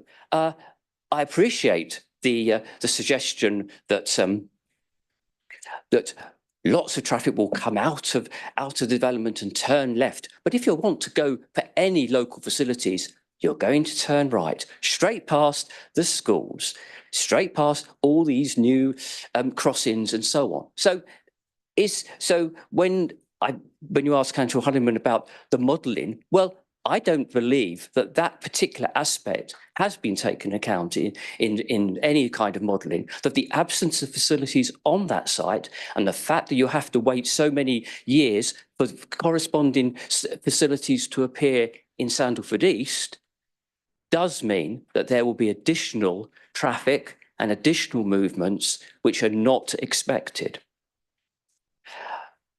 And it's kind of a weird, if you read the application, if you look at the amended landscape master plan, I think we saw a slide of that briefly appear. It's astonishing there, because on that, there is a list there which tells us that this area will be planted with, amongst others, field maples and 2 species of beech. But if you look at the S106 notes, what do we have there? A bland, we will give a contribution for healthcare. Astonishing, isn't it? That you know exactly which tree you're going to plant, but there is no reference to how this development is going to support the community. And alongside that, there is this curious document which has been described as the Memorandum of Understanding, which appears to be, it's not a part of this application. It appears to be some kind of document which indicates how the 2 developers within this site are apportioning out their contributions to the community. When we saw mention of it, we did ask through the officers, well, where is this document? So we can have some idea of what's actually being intended. And we were told that there was no desire to bring this document forward for this application. Now, there's a couple. 1 minute left. 1 minute left. Well, that's fine, because our argument is, it would say this document means that you are being asked to approve an application on the basis of a glorified IOU for providing services. And we think that is unacceptable with the pressure that is on all our services at the moment. So, in short, this planning application takes us all for granted, and it's not acceptable, and it should be refused. Thank you. Thank you, Mr. Hammond. If you'd like to just remain at the election, if you don't mind, just in case there are any questions. I'm afraid I can't. I'm not going to be able to give you any particularly expert answers here. So, well, importantly, I think the answers you give us will be the views of local residents, representatives. So, thank you. Any questions? Councillor Barnett. Thank you for your presentation, Mr. Hammond. I was listening very carefully and thinking, how can I actually sorry, it's not working. Sorry, Mr. Hammond. I was thinking very carefully how I could put a question on something that you've actually said, because obviously your presentation was very much based a lot on the actual area and not necessarily on the planning application that we're looking at tonight in relationship to the housing mix. So I think the only comment you made was we didn't necessarily want a development here. What I would like to ask you specifically is, are you actually happy with a housing mix which is being proposed and not necessarily all the other things that you've actually mentioned tonight? Well, no, I think in relation to the point of overdevelopment of South Newbury, the issue is that the Sandalford East 800 plus homes, with whatever housing mix with its own 40% of affordable homes and everything, that should be deemed sufficient for the moment for us to absorb as a community. If this parcel may wish to appear at some later stage, then there's time for a separate argument and a separate discussion about that. But I see no reason if we do not wish to see this package developed at all at this stage, whether to make any sort of comments about whether the outline proposals actually are suitable or not. That's more, we would consider that more relevant to Sandalwood East, where there is an application that has been decided and will be taken forward. Thank you, Mr. Hammond. Thank you, Councillor Barnett. Any further questions for Mr. Hammond? Thank you very much for your time. Thank you.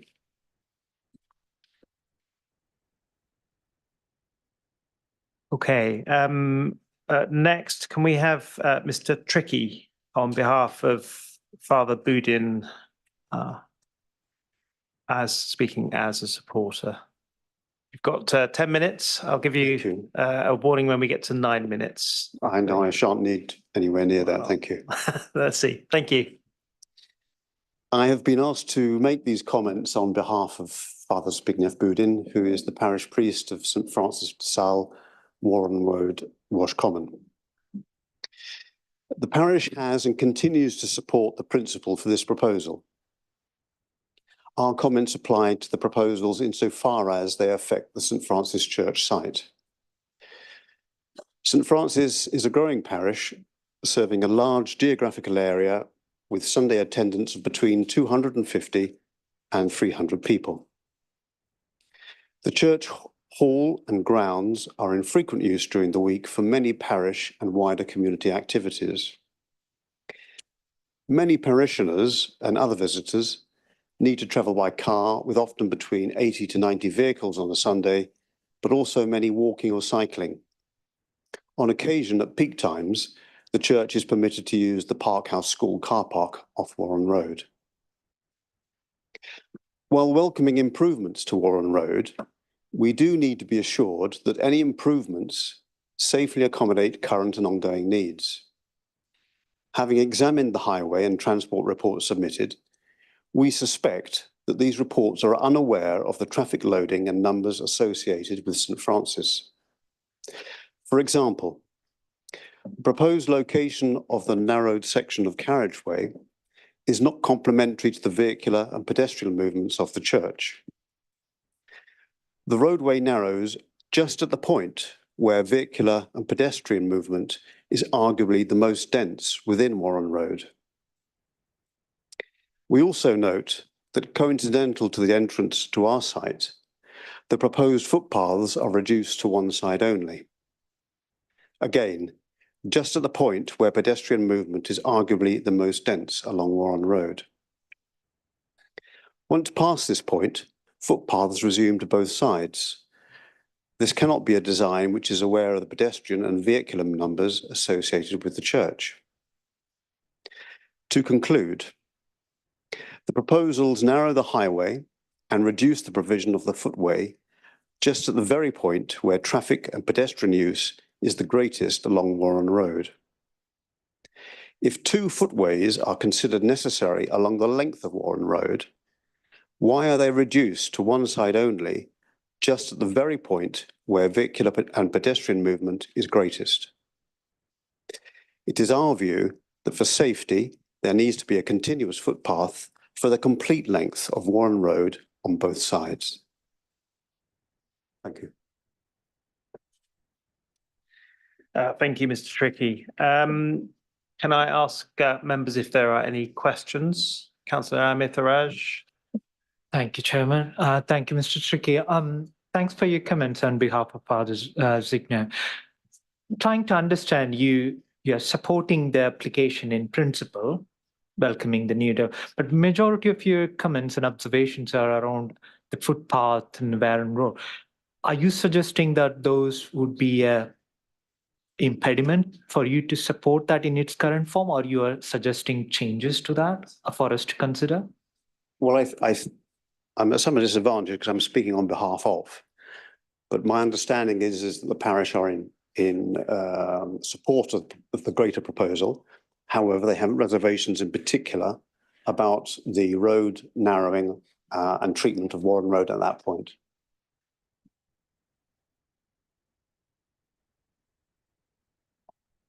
Thank you, councillor Amir Tharaj. Thank you, Mr. Trickey. Are there any other questions for Mr. Trickey?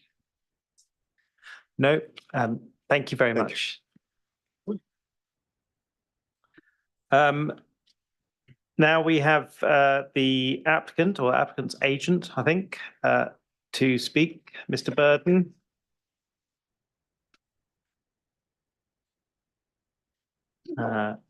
And is that Mr. Long? Fabulous. Okay, so you have 10 minutes between you to speak. We'll give you the warning at 9 minutes. Thank you, Chair. Good evening, Chair, members and residents. My name's Tim Burden. I'm a Planning Director at Turley. I'm also here this evening with Mark Norgate, owner and Managing Director of Donington New Homes, Giuseppe Zanre, Planning Director at Donington New Homes, and Chris Long, Highways and Engineering Partner at Ridge. I'd firstly like to thank your officers for bringing this application to committee with a positive recommendation for approval. You have before you a very detailed report. Therefore, I'll focus on a few key planning matters that I would like members to consider in the determination of this important application before handing over to my colleague Chris Long. We are acutely aware of comments and concerns raised regarding the proposed Warren Road corridor works, and Chris will speak to you regarding the detailed access elements of the proposal shortly. Local planning authorities are required by law to determine planning applications in accordance with the development plan, unless material planning considerations support a different decision being taken. In this case, the application site forms part of the Sandford Park strategic site, which is allocated under policy CS3 of the 2012 core strategy. Sandford Park is, of course, proposed to be retained as an allocation within the local plan review, which is soon to commence examination this coming May. The principle of the development of this site is therefore firmly established by the adopted and indeed emerging development plan. However, the site does have a long and complex planning history, as detailed in the officer's report, but this has provided both clarity and resolution on a number of important matters. We've worked with your officers for the past 8 years and indeed consultees over an extended period.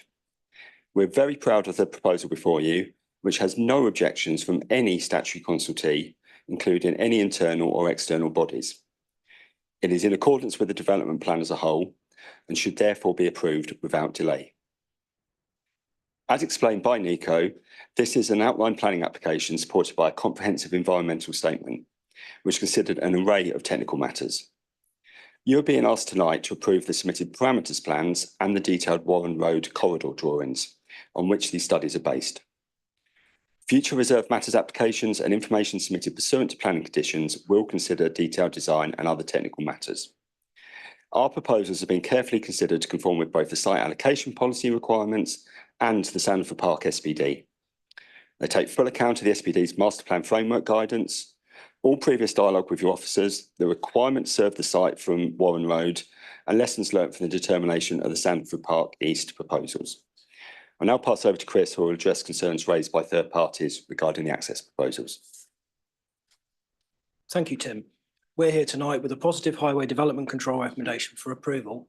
Sorry, Nico, can you hear me? We're here tonight with a positive highway development control recommendation for approval, as you've heard from Paul. This constitutes no objection from Transport Policy, Highway Development Control, the Public Right of Way team, alongside Hampshire County Council, National Highways and Active Travel England, the stakeholders. West Berkshire's position is supported by an independent consultancy review provided by WSP on behalf of the council. Warren Road, is set out in West Berkshire's own local plan and supplementary planning document, is an all-vehicle access point for Sandalford Park. The proposals for Warren Road, as submitted and assessed, will provide a 6 metre wide carriageway, a 3 metre wide shared foot and cycleway on the northern side, and the 2 metre footway on the southern side. A narrowing feature is proposed with priority for traffic heading eastbound into the site. Warren Road will be subject to a 20-mile-an-hour speed limit, which alongside the priority narrowing will keep traffic speeds low, providing a home zone in this location. Access via Warren Road has been designed to accommodate service vehicles and act as a bus route, so buses can access Sandalford Park West and ultimately Sandalford Park East, providing connection through. There are proposed improvements to Andover Road with a signalised crossing for pedestrians and cyclists. This crossing provides a safe route to Falkland Primary School and facilities to the west. Significant traffic analysis has been undertaken by the applicant, but also importantly by West Berkshire Council themselves using the area traffic model. Our own analysis included St Francis de Sales Church and the movements there in the peak hour, which has been raised this evening. The site has been assessed and reassessed several times to ensure that the traffic modelling is up to date and fit for purpose, as we've also heard from officers. Traffic modelling undertaken by the applicant using the council's own area traffic model shows there is no significant impact on the local highway network. Traffic modelling shows that Warren Road will continue to operate effectively and without a material impact on Andover Road. Thus, safe and suitable access can be provided in this location as per the requirements of the MPPF. As set out by officers, a full mitigation package for the allocation has already been agreed by the council with Bloor Homes at appeal and with Donington New Homes over previous applications. This package of mitigation with its various triggers offsets any impact of the proposed development in traffic terms and means the development will not have a severe impact in the context of the MPPF. So safe and suitable access can be provided and there's no severe highway impact for the development. This alongside the positive recommendation for approval from Highways means there is no Highways reason why this should be refused. I'll hand you back to Tim. Thank you. Thank you, Chris. I think I've got a couple of minutes, so I just wanted to take the opportunity to respond to a few points that have just been made. Firstly, in respect of air quality, there has been a full assessment of air quality within the environmental statement. Your EHO has agreed with the locations, the monitoring, and you'll note there's no objections and relevant planning conditions proposed. In terms of the town council comments regarding alternative access, this is something we have discussed with them.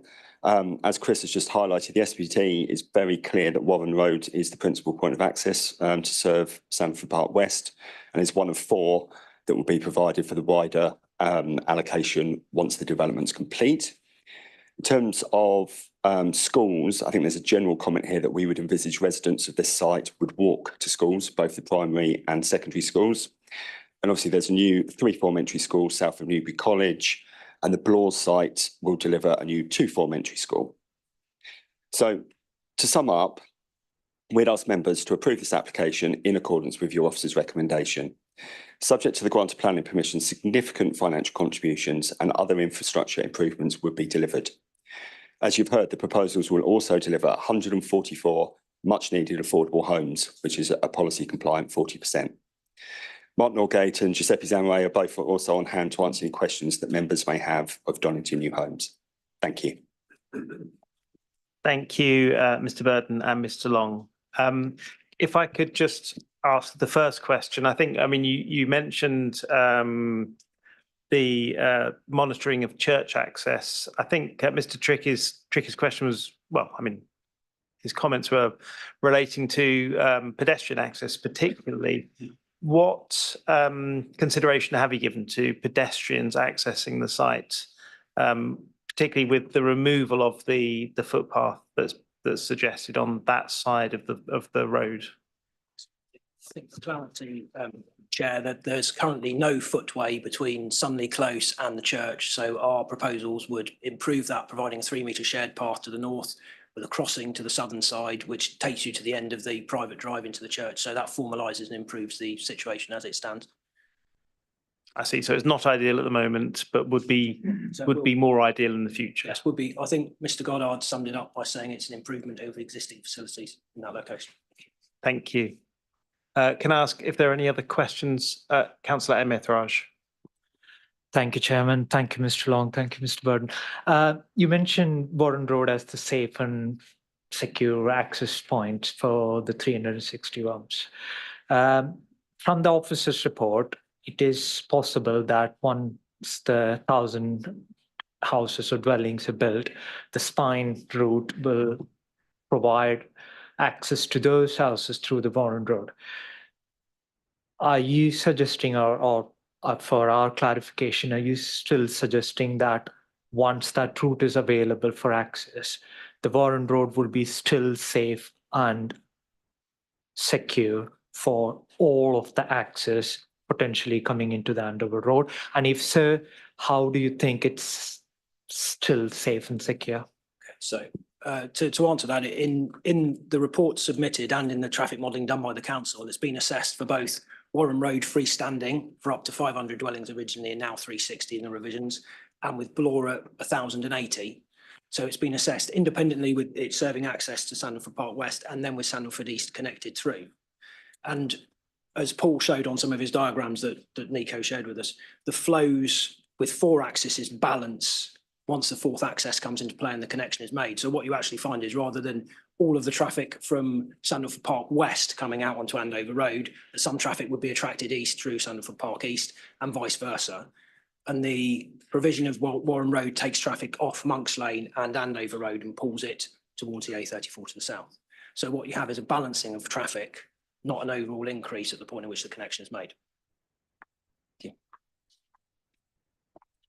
Thank you, Mr. Long. Thank you, Councillor Amitharaj. Other questions? I do have a question, and I mean this is a big application, and we're talking about quite a long period of time. Can you give us an idea of when you think the first? I mean, assuming the best possible scenario for you, when you think the first development will be taking place and when you think the first cars will be seen on the road? Can I pass you over to Giuseppe because he's got a schedule?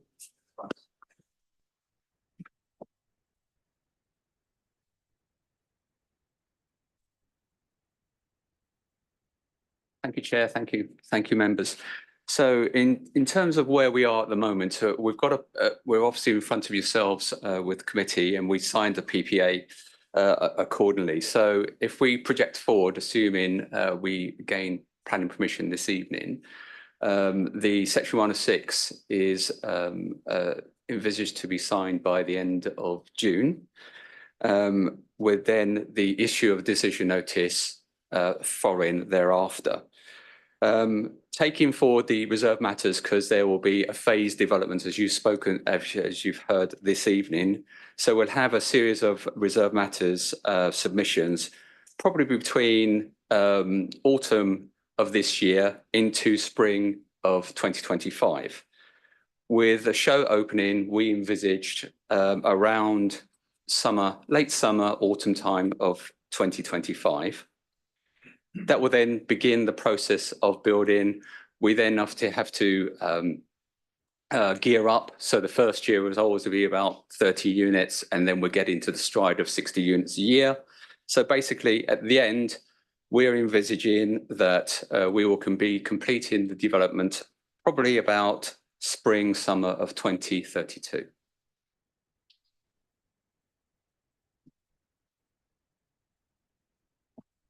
Thank you very much. Can I ask a further question on that?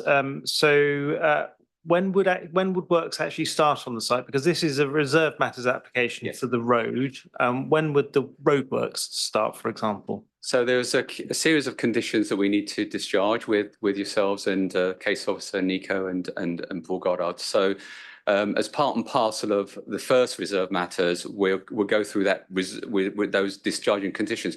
Once we can get those get up and running, we can actually start works of Warren Road, because we need to put a sacrificial road into the development in order for the construction vehicles to start coming through. So it's not a case of leaving Warren Road to one side and then doing everything in sight.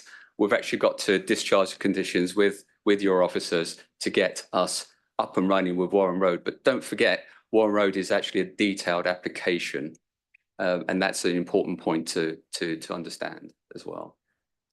Thank you very much, and apologies for all the questions, but in terms of the future reserve matters applications, will it be, how many reserve matters applications do you think there will be? We envisage 3 phases, moving around the site in probably a clockwise direction. So obviously the top northeast side, then obviously coming further to the southeast and then southwest as you come round. Okay, and will there be pre-application, or would there be pre-application consultation on those? Absolutely. So every phase we go through, we'll continue a process of pre-application with your officers. Yes. And for the local community as well? We will show their plans as we did at Newbury Rugby Club as we did last summer. Okay, thank you. Thank you very much. And I've just reminded, in accordance with the statement of community involvement, we'll actually do all those things anyway, but it's a matter of course that we would do at Donington New Homes. Okay, thank you very much. Are there any other questions? Councillor Culver. Can I just ask a question of clarification? So you say there's going to be 3 sets of reserved matters and you mentioned 3 areas of the site. So are you intending to bring forward full planning applications in 3 parts for 3 segments of the site? Because usually I think reserved matters would be brought forward as topics and they'd be brought forward in tranches rather than the actual site itself being dealt with in 3 separate tranches. Can I just clarify that, please? So you've got 3 phases. So we envisage 3 reserved matters dealing with those 3 phases, and they will cover all aspects within that phase from obviously the housing, the affordable housing, the landscaping, the actual highway construction, the SUDs, etc. So every part of that element of that phase is built in accordance with the other conditions that we actually are discharging with your officers. Thank you, Mr. Zannery. Councillor Gaines. Thank you, Chairman. Just a very couple of questions about affordable homes. Can we be assured that they're going to be pepper potted around the site? And can we be assured that they can't be identified as affordable homes? Yes, I've had recent examples of new developments where you can easily identify the social housing across the site by door colour, sorry. So the appropriate controls for that are through the Section 106 agreement, where an affordable housing scheme has to be submitted. So that deals with the pepper potting, the location and the phasing in terms of the delivery of the affordable homes. So that'll be controlled by the legal agreement. In terms of the external appearance of the buildings, that's what we now refer to as 10-year blind. So it will be of the same palette of materials and same design quality. And again, that's locked in through the Section 106 agreement as well. And one last question. It's about the mix, the mix. I'm a little bit disappointed that there's actually 30 to 35% 1-bedrooms, but actually only 20 to 25% 3-bedrooms. Is there any reason for that? I noticed that you've used the housing assessment there, but I would have thought, given the current housing need in West Berkshire, we need bigger houses rather than actually 1-bedrooms. I think where we are at the moment is we have to use an indicative mix, and that's based on your SHMA, so as being up-to-date district-wide evidence, and we're generally encouraged not to vary from that. Officers might be able to give some more comments on that. But that was July 2022. We're now, we're now May 2024. That's quite up to date for SHMA. Okay, thank you. Thank you, Mr. Burton. Are there any further questions before we move on to ward councillors? No? Thank you very much for your time. Councillor Marsh, you have 10 minutes. You know the routine. We'll give you a warning at 9. Off you go. Thank you very much, Chair. If I could begin by making it clear that I'm speaking on behalf not just of myself, but of my fellow ward member, Councillor Adrian Abbs, who can't be here this evening. And before I get going, I just wanted to refer to 2 points to clarify that have come up during the comments being made so far. First of all, just to make it absolutely clear, Blore have said at 3 separate presentations that I've attended that they regard themselves as a standalone application. They're not waiting for money from Donington New Homes. They're not waiting for Warren Road. And in fact, the inspector at the inquiry that allowed Blore Homes to build Sandalford Park, he specifically ruled out Warren Road as being unsuitable. Second point, this thing about the narrowing, you'd think from what we've heard that this was a part of the plan and that it's to slow the traffic or to have some other benefit. The road is narrowed at that point, which, as we've heard from the church, is a problem for them and for others. The road is narrowing because the resident nearby doesn't want to sell their house, unlike some of his neighbours. That's why it's narrowing there, because the house is still there. My biggest single concern, however, is that Warren Road as we've heard, is literally a few feet from Park House School and opposite Falkland Primary School. That's 2,000 children near enough being collected by parents and carers or buses, crossing the road, walking home, or going to the Sainsbury's garage to buy sweets, all at or near the Warren Road junction with Andover Road. In my view, there's a clear safety risk from construction traffic in the short term and by the big increase in traffic over the longer term. The council rightly is expanding its excellent school street scheme, which says it wants to, quote, cut down on traffic and parking pressures outside schools, make the streets outside schools safer at the start and end of the day, improve air quality and create a more pleasant environment for everyone. This application is incompatible with those aims. DM8 in the local plan about air quality, which has been referred to, says development will be required to maintain and where possible improve air quality. The proposal should demonstrate that the development does not expose occupiers who are particularly sensitive to air pollution, such as those in schools. So we've got hundreds of cars driving and for some of the time queuing along Warren Road right outside our local schools. Again, I think the application is incompatible with the council's objectives as set out there. Parking in the area at school times is already a real problem and could cause us considerable inconvenience and at times even distress to residents. Warren Road itself is full of parked vehicles at school times, as are Sunley Close, Dormer Close, Stewart Road and other roads in quite an extensive part of the area. Where are they going to go? The single carriageway pinch point, as I've referred to, and why it's there, will cause further tailbacks in both directions, in my view, and in the view of local residents. The proposed link to Warren Road from the A339 will create a rat run between the A339 and the A343, leading to more traffic and even more congestion. It'll just be too tempting to people driving along the A339 not to decide to nip through using that link, in my view. As we heard from Mr. Hammond, beyond Sunley Close, Warren Road is actually a public footpath, Newbury 5-1, which according to the West Berkshire definitive map is not authorised for vehicles.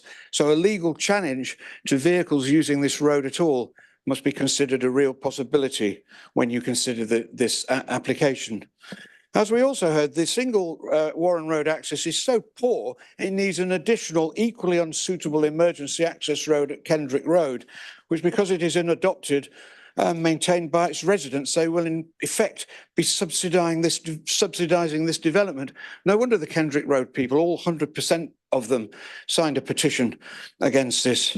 Now, I have a great deal of respect for the traffic team and for Mr. Goddard and for all the officers actually, but I'm not sure about the modelling. I'm not an expert, but for example, it doesn't include the similar sized development at Watermill Bridge in Washwater, which is a very, very short distance from this site and was only approved in January. So that's going to lead to yet more traffic, quite a considerable amount of traffic, we predict, heading north on the A343 towards Newbury. I also think, as we heard from the church representative, some of the modelling hasn't taken into account other aspects of traffic in the area.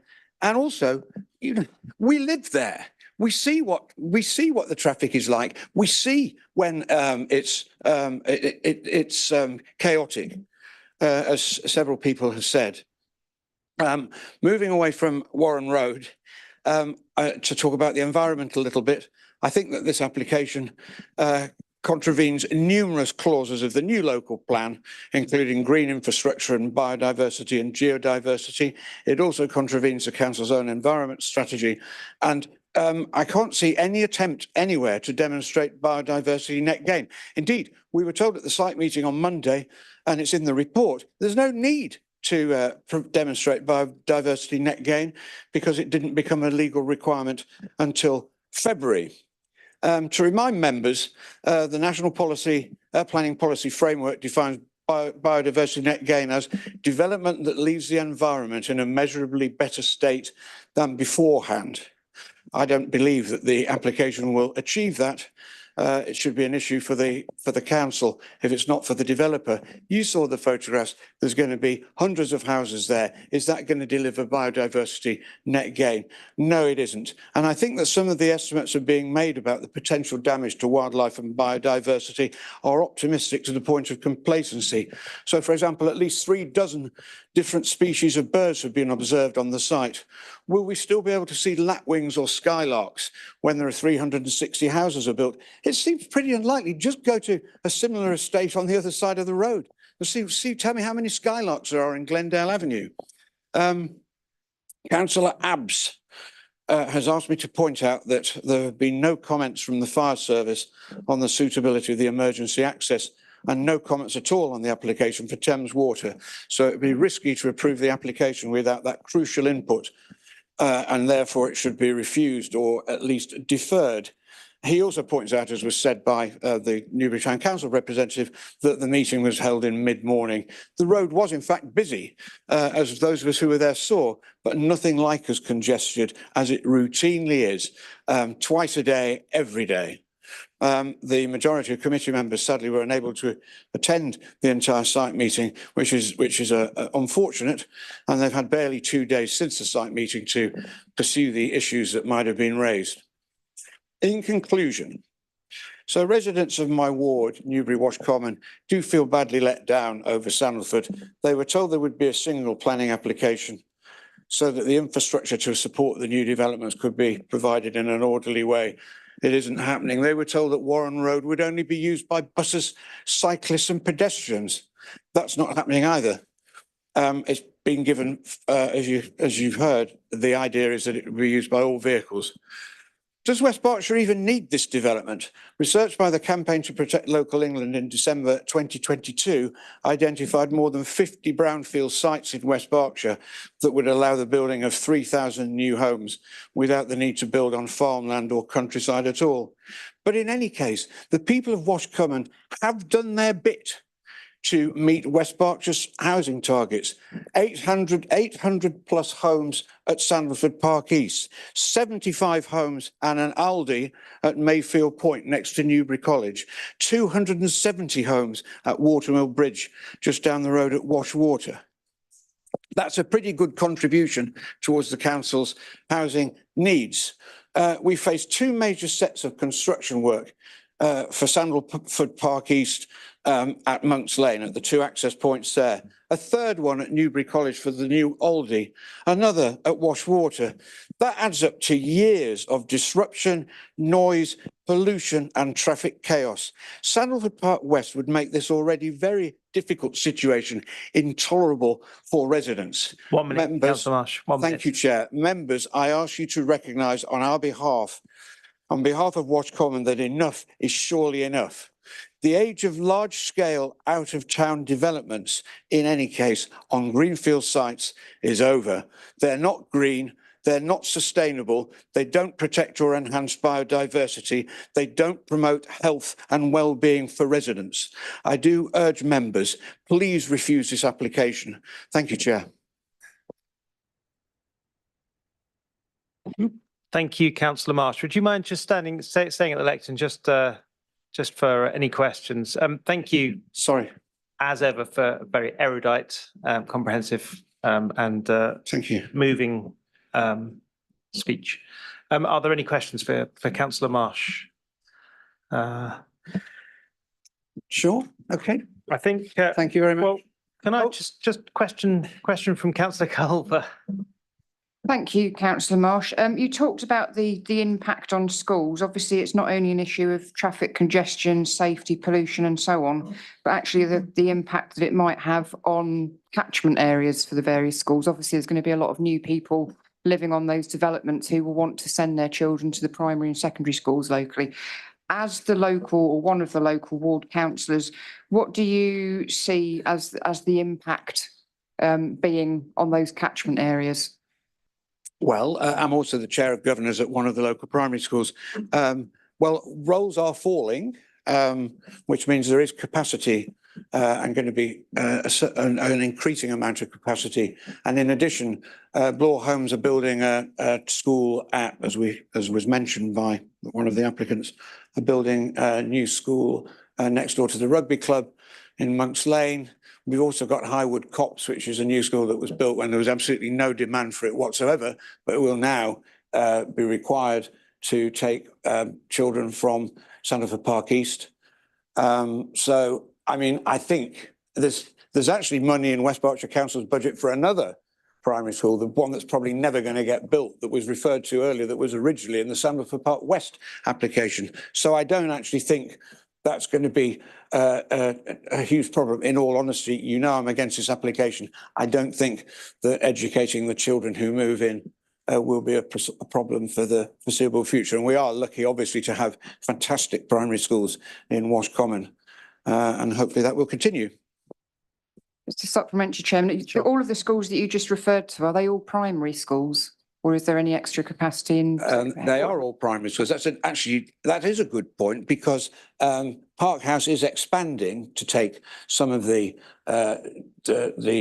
children, the older children, secondary school children who'll be moving in. I'm not too sure about St Bart's, where my son goes, is bursting at the seams. There's no room there. Park House is the only other secondary school in the area. I think that may be more of an issue for them, particularly as young families move in and the children get older. So primary schools, great. I don't honestly know what provision there is from secondary schools, but I imagine that might be more of a stretch. Thank you, Councillor Marsh and Councillor Culver. Are there any further questions for Councillor Marsh? Thank you, David. Thank you, Councillor Marsh. Okay, and thank you everyone for your patience again. Point of information, are we going to have a break before the full discussion and questions to officers? Councillor Barnett, I think we can do that. We've got, it's 9 o'clock, so yes, please, if you've got 5 minutes. Thank you.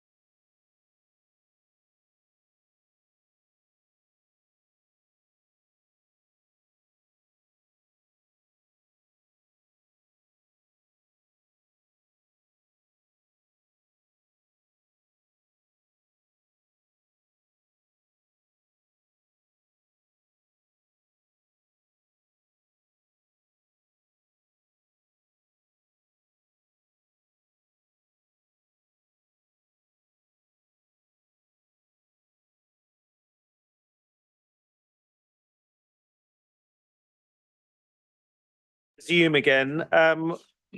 This is the point where we ask questions of the officers.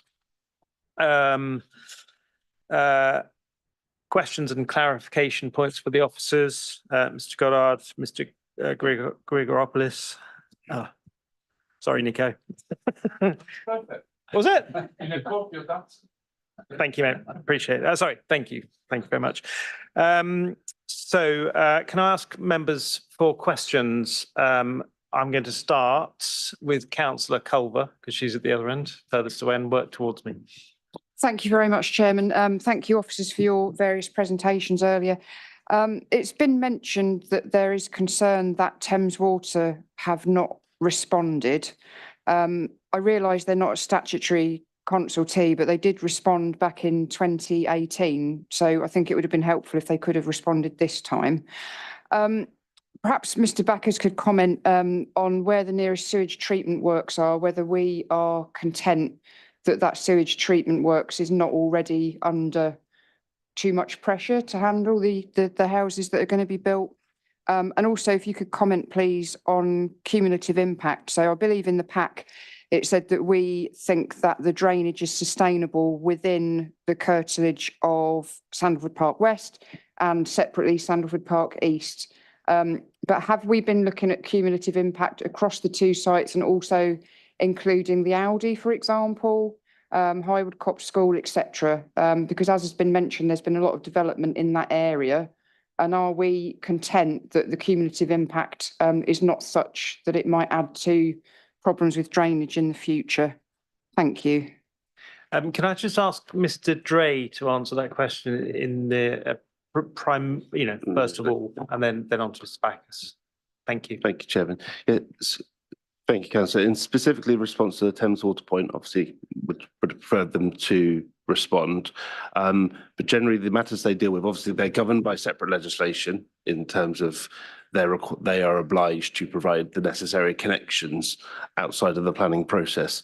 So their engagement with planning tends to be more through the strategic policies, where they comment on the local plan making. So I did check when this was raised with our policy colleagues to see whether any adverse comments have been made in respect to the local plan review most recently, and none have.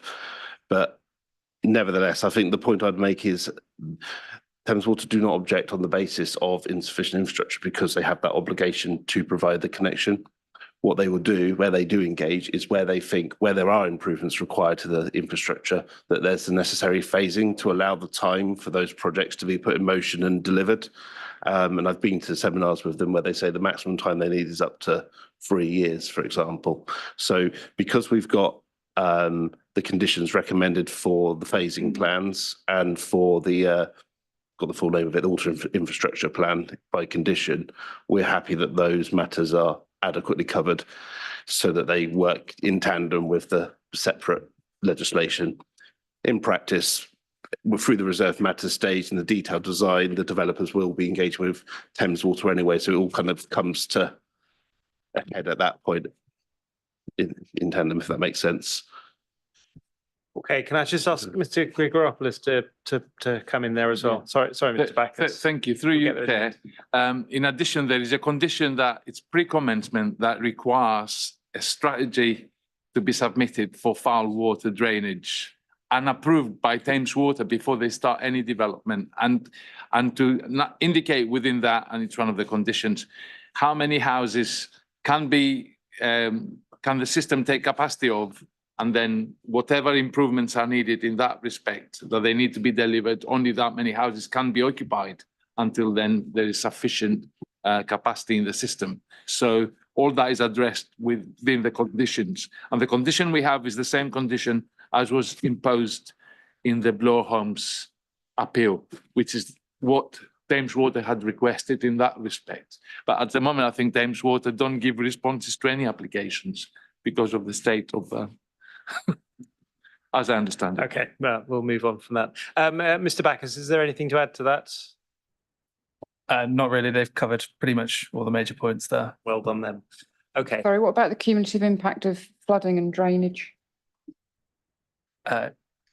What foul flooding? No, just surface water.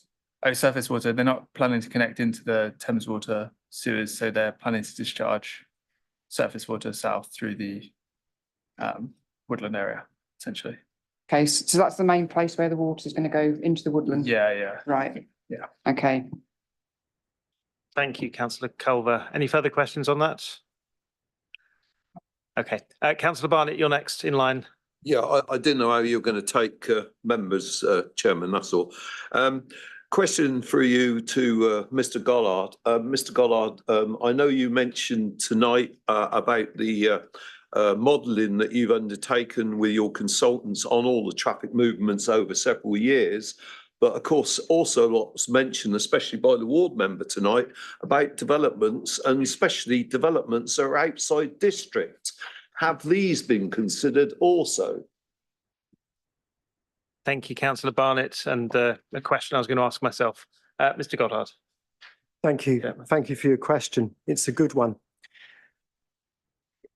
The planning application recently that came to committee for the Aldi store at alongside Newbury College included all of Sanderford Park. It used the same model.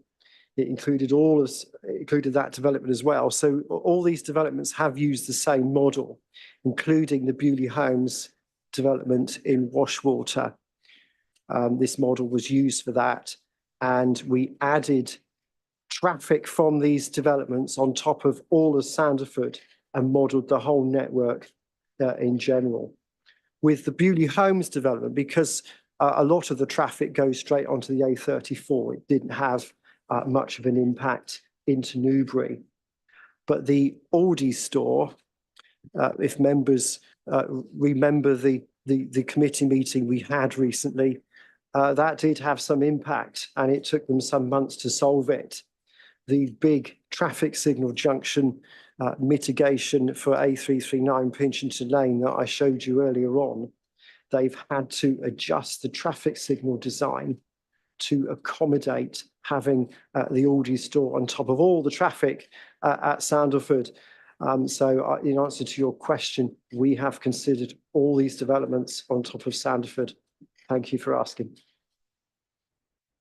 Could I just ask a small question on, and not on the back of that, but in regard the enlarged footpath that's being proposed, or dual cycle footpath between Warren Road and I call it the gun mini roundabouts. That includes a lay-by at the moment, which of course is used by buses for the school, so that the youngsters don't have to cross the road or go in another direction somewhere further afield. Will they still be able to do that with this new shared footpath? The answer is yes, the laybys will be retained. And that's very important. I agree with you. Councillor Amir Faraj, then Councillor Hooker, then Councillor Dick. Sorry, apologies on that side. I've been looking all that way. Councillor Bennyworth after that. Thank you, Chairman. I just want to expand on the question from Councillor Barnett on the traffic models to Mr. Goddard. Although I'm not an expert on the traffic models and understanding of it, but apologies if I mistakenly read that, but I'm not inclined to accept this as face value. The page 66 one, the section 13.34, the traffic generation figures, it's a bit strange for the consultants to ignore the peak traffic time of the school timings. It's strange because it's the current development serves 2 primary schools and 1 secondary. So it's really strange they've ignored or didn't look at the traffic model on the peak time of schools, and that also ignores the church timings because there are 2 churches across the road, St. George's and St. Francis. So we are not looking at traffic from 8 to 9, but also church timings on Sundays and other special occasions. So that has ignored that. I want to understand is there is any specific reason for that. But I want to question on the figures. It's assuming that there will be 162 vehicles departing from the whole development, including Sandalford, which is roughly 10%, I understand, because there are going to be 1,500 houses, including the Sandalford West and East. So are we going to accept this? There is going to be just 162 vehicles departing and just 22 arriving. And even in that, we are assuming there is going to be just in the 8 to 9 period, there's just going to be 22 vehicles arriving. I guess it's equally opposite that way, that there will be more vehicles arriving from the school drop-offs as well. So there's a lot of inconsistency, I think, seems to be there from this modeling. So that's number one point. And I want to just ask on the next table on the traffic queues. It's a lot of numbers to digest, but one obvious thing for me is when you explained, as Mr. Goddard, is the traffic queues without this development and with this development. And if you look at the figures on A339, with this development around St. John's roundabout and all this, southbound, westbound, with the development, it is actually decreasing. I thought it would be increasing. The traffic queues are likely to increase. And more strangely, the mitigation is proposing some improvements. But if you look at the traffic queues model, it's actually making it worse. So for example, A343 westbound, the traffic without this development will be 3 meters, but with the development, it is 17, and with mitigation, it's going to be 19. So it's making worse. So are we suggesting that the improvements the mitigations are going to make it worse? So those are the two questions on this tables alone. Sorry, long question, but yeah, happy. Okay. Thank you, Councillor Amithraj. I think, well spotted. Mr. Goddard, if you could address those. It is well spotted, and I will respond in detail. The table 13.34 is just this proposal before you tonight. 360 dwellings. Those are the figures there. It does not include anything else outside the site. That is what 360 houses, that's the traffic generation that will add to the network. Sorry. Just from this proposal only. Sorry, Mr. Goddard, sorry to really interrupt you, but the first line of this one, it says projected using agreed trip rates per dwelling for Sandal Park as a whole. Oh, yes. I'm sorry for the confusion there. What we did is that those trip rates, the 0.06, the 0.45, etc., are the trip rates that we've agreed per dwelling across the whole of Sandalford Park. So if we had 1,360 dwellings, you would times it by 0.51, for instance, to get the overall figure. But those figures there are just for this development. I'm sorry if that's not, you're right, that's not particularly clear. But that table there is just for 360 dwellings. Moving on to your other points. If you increase traffic on the network, the traffic queues do not increase uniformly. Quite often, if you have, say, traffic holding up in one direction, it may even help traffic on another arm of a roundabout because that traffic has been delayed. Now, you've picked up a very good point here. That's the third line, where with the mitigation, it makes that traffic queue worse. There was a trade-off there at that particular junction. And I'm going back 3 years ago when this traffic modelling was generally completed. The southbound figure and the westbound figure from Greenham Road shows the decrease. And the southbound figure, that's coming from the roundabout next to Sainsbury's. By 2031, that was a continuous queue, some 1.3 kilometres long, going all the way almost to Vodafone. And what that mitigation improvement did at A339, A343, the scheme that I put up on the screen earlier on, is it broke that queue up. It dramatically reduced the southbound and the westbound figure, but there was a price for northbound coming from the south. And we felt that even though there was an increase in traffic queue northbound. It resolved the traffic queue in the other directions, and therefore on balance, we found favour. Now, of course, a lot of these figures were approved when the Blorholm site went to committee, and the same figures were put before you recently with the Aldi planning application. I hope that explains matters for you.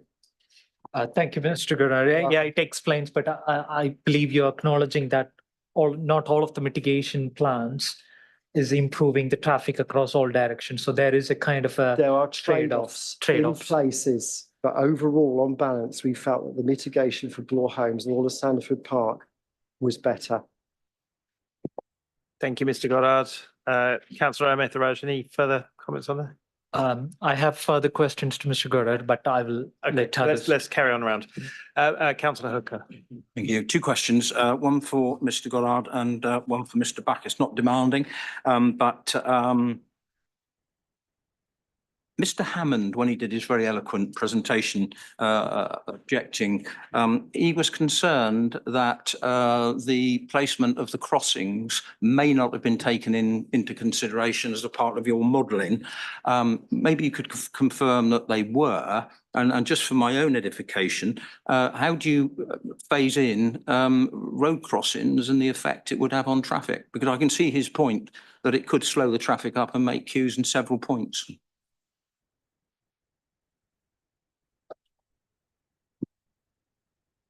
Mr. Chairman. Apologies. Thank you. It's all right. The Toucan crossing, the proposed Toucan crossing just to the north of Warren Road, that was included within the traffic modelling. And we make assumptions on how often it would be used by pedestrians and how often it would be called for. And the traffic modelling suggests that it won't have an overall impact. The further crossing close to the mini roundabouts that we would like to put in, along with the Newbury Town Council who have pushed for it, I can say that has not been modelled at this stage. So further work needs to be done on it going forward. Thank you for that clarification. My second question is Mr. Backus. As a part of the application, the applicant's presentation, they were saying that they're going to bring the sites forward, 3 sites forward over a period of X number of years. And with regards to the SUDS assumption on the reserved matters, each site would be looked at independently. For my sort of clarification, how do you tie in 3 sites when one is looking at a complete site of the SUDS situation? How can you look at one site, another site, and then another site without taking the whole site into consideration that you're not going to get surface water flooding issues, please? With great difficulty, but it is definitely viable, and we've got conditions in there to make sure that the construction process is managed appropriately. In terms of how they want to phase their SUDS design and development, that's for them to justify, essentially, in accordance with the conditions which we're going to lay out, which will prevent them from causing any increase in flood risk or problems elsewhere, essentially. Yeah, my concerns were of where do you put the water from the northern part of the site when it's going down to, I understand, drain into the woods, that you don't cross over a site you're going to be addressing a year or 2 later. Yeah, so they have split the site up into different catchment areas based on the parcels which they're going to deliver. And each of those catchment areas has discharge rates and attenuation systems which are going to be provided to ensure that the flow is not increased from those parcels. Thank you. Thank you, Mr. Backus. Councillor Hooker, any further questions or follow-ups on that? Councillor Dick. Thank you, Chairman. I read the report very carefully. I listened very carefully at the site meeting. The obvious anxiety or question in my mind was traffic. I compliment the officers on this report, both the gentleman directly behind me and others, because they're very detailed and extremely helpful, and then sometimes so complex they're difficult to follow. But tonight's been has solved those problems. There was a question asked, and that's about the churches, and that hasn't been picked up. So we understand the modelling for the development elsewhere, and the maximum amount of development we'll see close by has been taken into account. Churches, Mr. Goddard. Thank you, Mr. Dick. Thank you, Chairman. I would not expect churches to have, thank you, a great deal of traffic impact during the weekday peak travel periods. On the other matter, I do thank Mr. Trickey for coming along tonight and talking about the access to the church along Warren Road. And I wondered if we could get the plan of Warren Road back on the screen, that one there. So there's the church. Hold on, I have not. It's not there yet. No, I have not shared. Because Mr. Trickey raises, I think, good points.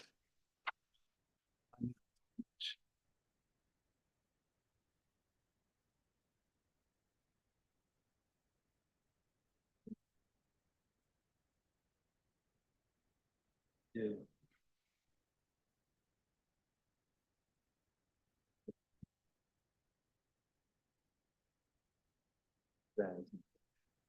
Yeah, there's the access to the church. So any pedestrians coming out of the church, which was a concern that Mr. Trickey had, would come out of the access, would join onto that section of footway there. They would then be able to cross the road and join the shared footway cycle road that goes all the way along the northern side of the road. So my advice to the committee is that we have considered pedestrians walking to and from that church along the Warren Road, and those are dropped curbs. That crossing there is dropped curbs and tactile pavers. Thank you, Mr. Chairman. Thank you, Chairman. Nothing further. Thank you, Councillor Dick. Councillor Bennyworth. Thank you very much, Chairman. And one of the advantages or disadvantages of being this side of the chamber is that many of my questions have already been asked. Two that do, I would like addressed. Mr. Dre, you might be the one to answer this one. Councillor Marsh mentioned a possible legal challenge on the concerning the footpath along Warren Road. Yeah, thank you. I believe that was in relation to the public right of way. Yes. Yes. My understanding is because that'd be under separate legislation rather than as a direct result of the planning application, is my view. I don't know if you want to add anything further. Through the chair, the Public Rights of Way officer has made detailed comments at the bottom of page 29 of your committee reports, and I've also made some comments in the Highways and Transport section as well. The view of the Public Right of Way officer at present, this is the bottom of page 29, at present pedestrians are entitled to use the whole 8-metre width extent, and this right would remain. And it would remain because for much of the Warren Road access, there's a 2-metre wide footway on the southern side, and on the northern side is a 3-metre wide footway cycleway. So those rights remain, and that is the advice tonight from you to you from your Public Rights of Way officers. Thank Mr. Goddard for that assurance. Chairman, if I may, just one last one. And I appreciate a more detailed planting scheme will be part of a future reserve matters. But we are looking this evening at provision of open space and green infrastructure. Can we be assured that this will be carried out ultimately in accordance with any future permissions? Certainly. It will be, as you said, Councillor, through your chair, part of reserve matters, because landscaping is part of reserve matters, but we have quite a lot of reassurance through the parameter plans, obviously, that set those principles there. And then at reserve matters, when we get the layout, we'll know exactly where buildings go, which trees are going to be lost exactly, and then they have to be replaced. And we know that they indicate within the indicative scheme that they would be replacing and providing a lot more as well. Thank you. Thank you. Indeed. It's only through bitter experience, and Councillor Gaines will bear me out on this one, that this is of vital importance. But thank you very much indeed. Thank you, Chairman. Thank you, Councillor Bennyworth. Councillor Drummond, can I come to you in a second? I've just got one question which is related to planting as well. We talked about ivy on the north side of Warren Road. And could you explain a little bit more about how that planting works, how thick it is? Because I know we're talking about widening the road, but actually, you know, what kind of quality will it be, or can you give us some more details on that? They're pre-grown panels with ivy grown on them, and obviously it's about 20 centimeters wide from what I can see from the pictures that we have from the submission, and that will enable obviously the width of the hedge to be taken advantage of to enable the road to be provided.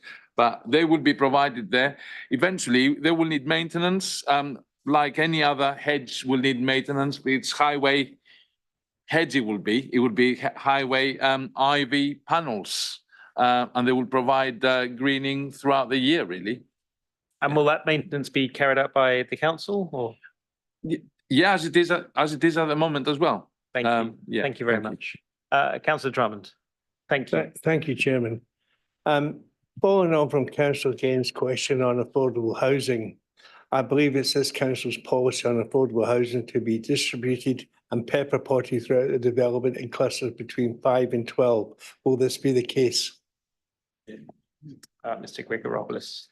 Through you, Chair. Yes, yes, Chair, and yes, Councillor Drummond. And indeed, if you were to look at the heads of terms of the section 106 on page number 119, the affordable housing requires on-site provision, blah, blah, blah. And on the fourth side, pepper potted in cluster sizes of between 5 and 12 units. So dwellings. So that is a head. We need to make sure that that is in the section 106 legal agreement, and it will be so in order to reflect also what is in the Bloor Homes unilateral undertaking. Thank you very much. And one more, I don't know if I'll be allowed to ask this one. I'm disappointed there are no plans to have any allotments. Question about allotments. I'm disappointed to hear there's no plans to have any allotments. That's correct. There is no proposal for allotments, and there's a proposal for a replacement community orchard, but there isn't one there. I'm sorry. I'd just like to add my opinion. I believe they do have, does a mind and body a great benefit, especially since COVID. Thank you. Thank you, Councillor Drummond. Councillor Amithraj. Oh, sorry, Councillor Gaines. Sorry, right at the very end there. We're going round the table. Well, sorry, apologies. Two questions, if I may. The first one is a number of presenters mentioned air quality. Can we do something about monitoring that over a period of time when that first goes in? Is that something we can do? I know we've done it elsewhere on the highway.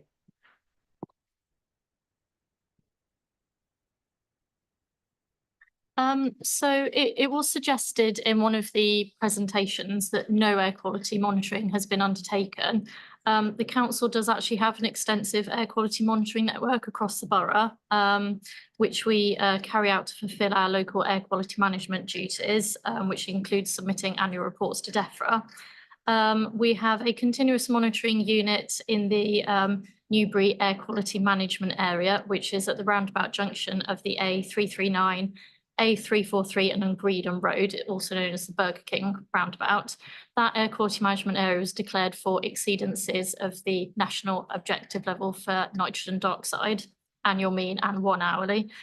We also have 36 non-automatic sites across the borough for nitrogen dioxide, And there have been 2 monitoring sites in particular close to this development over the past couple of years, one of which is located on Andover Road outside of Park House School, and the other on Monks Lane. And we've got monitoring data going back since 2015, showing the concentrations of nitrogen dioxide at those sites. And that monitoring data has been used as part of the air quality assessment, which has been undertaken. And that model has been verified against that local monitoring data to make sure that the model is producing accurate observations at other identified existing sensitive receptors. But you know, it is a possibility that we could add other new monitoring sites to our existing network. It was just really, if we could actually now, when this, if we're minded to approve this, then we could actually put something in place to see whether there's any differences between what's happening now and what would happen when the actual the new traffic actually starts using that road. I'm sure that's something that we could consider as part of the work that Environmental Health already do. I can't comment as to whether that's something that could be written into a planning obligation. Mr. Grigoropoulos.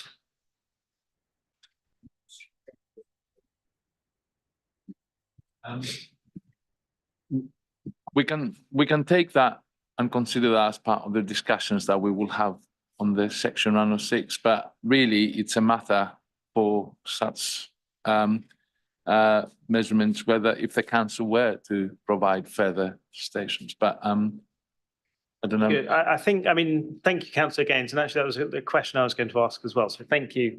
Can I ask one more question? Yeah, please do. The other question is about, Councillor Honeyman mentioned that we got no response from the fire authority, which I'd also noticed. Are we sure that the emergency access, have you had a response since then? Oh, okay. Through you, Chair. I received yesterday a response actually saying that they do not respond to planning applications and they only consider them at building control, building regulation stage.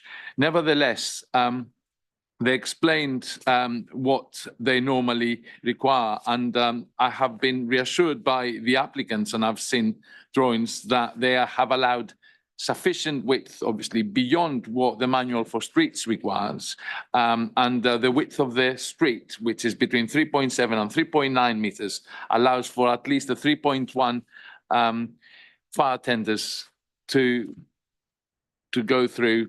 But the fire brigade has responded that they do not. They do not respond to plan applications, but they didn't indicate any particular concerns. Thank you. Thank you, Councillor Gaines. I just to add to what you said, and again, thank you again, because you asked another question I was going to ask about emergency access and fire brigade, which leads me on to a question. Councillor Ahmed Raj, I will come to you in a second. It would be helpful if you could set out how the emergency access is considered, because it sounds to me like it's not going to be used except in an emergency, as it is an emergency access. But what kind of emergency are we talking about here? Because, for example, should an ambulance need to get on site, I assume it would go down Warren Road. But again, my assumption here is the emergency access would be used in some kind of cataclysmic situation that you'd see in casualty, or where there's a massive multiple pile up or something. Is that correct? I hope that never happens, Chairman. Your highway officers always seek an emergency access for any development of more than 100 dwellings, which is what this development will be for its initial years until the access to Bloor homes is made. It's just in case the entrance to the site, in this case, Warren Road, is obstructed for any reason.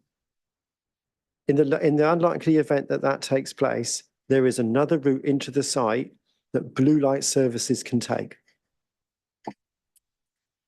Thank you, Mr. Goddard. That's very helpful indeed. And just on the air quality issue. I think, as Councillor Marsh pointed out, this is such an important point because it's right next to schools. We're talking about additional traffic. We're talking about potentially idling traffic as well. So I think if you can look very carefully at what we can do in the future, should be minded to approve this application. One other question, sorry, Councillor Ahmed-Raj, was on speed restrictions. Again, a point Councillor Marsh made, that the narrowing of the road, the pinch point on Warren Road is not necessarily due to speed restrictions, but potentially due to someone not wanting to sell their house. What other speed restrictions are there on the road that will limit, speed? Chairman, what you said there is correct. There is a land ownership problem. But if there wasn't a land ownership problem, I would be asking for some road narrowing anyway to slow traffic down on what is a straight section of road. No other speed measures are proposed along this section because we have this narrowing. I don't think they're required for what is a short distance. But within the rest of the site and the whole of Sandford Park, there would need to be multiple measures to reduce vehicle speeds. What I'm seeking to avoid is speed cushions, speed bumps, which we have to maintain and do annoy people, particularly if your house is right next to them.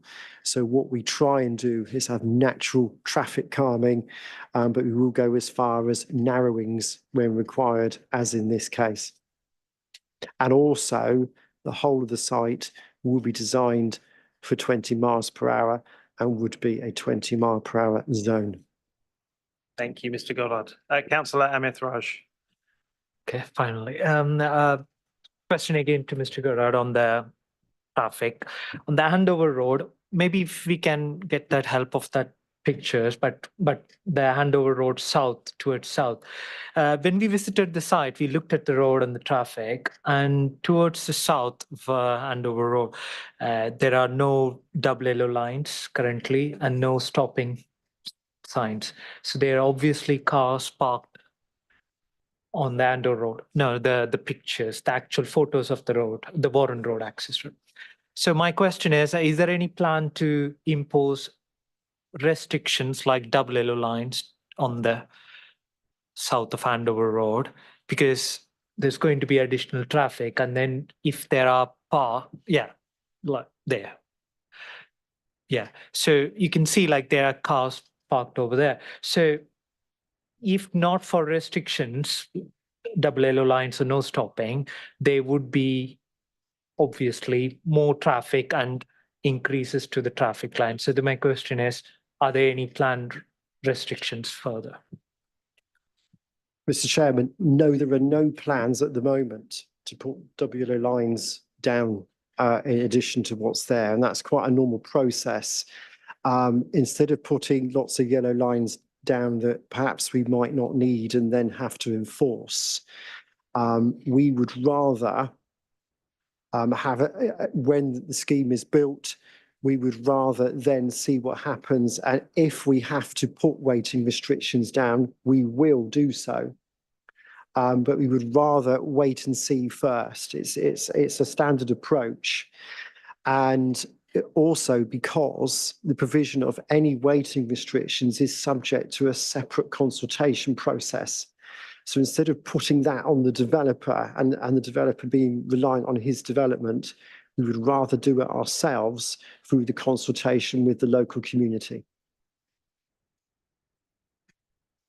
Thank you, Mr. Goddard. Thank you, Councillor Ahmed-Raj. Any further questions on that?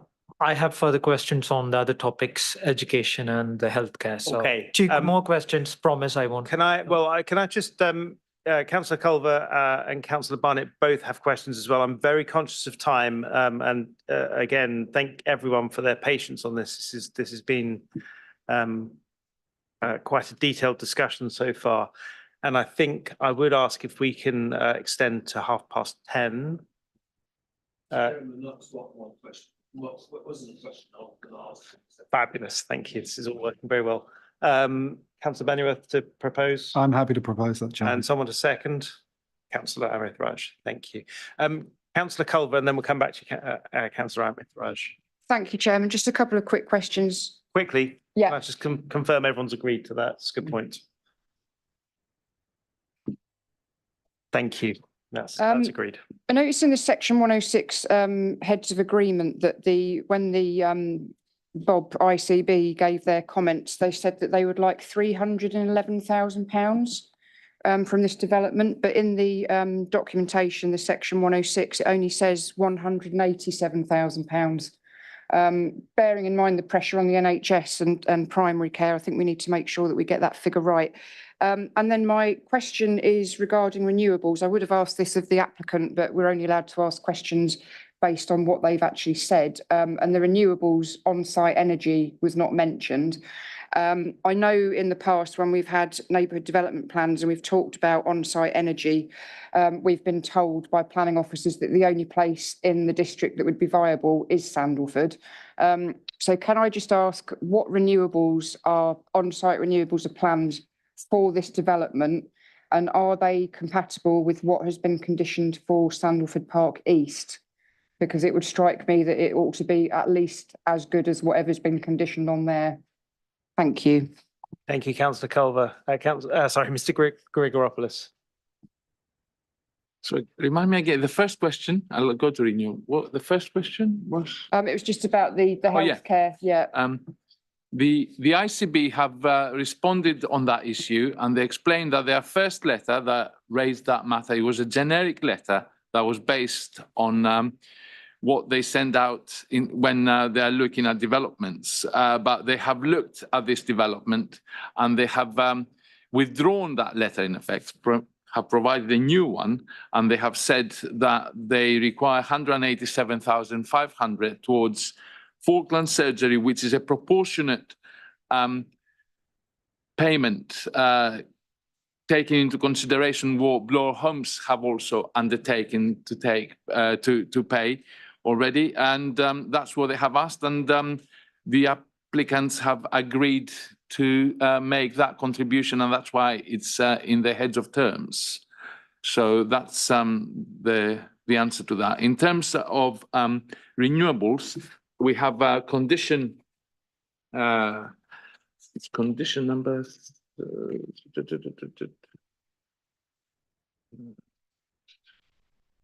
Which condition is it? It's sorry. On energy.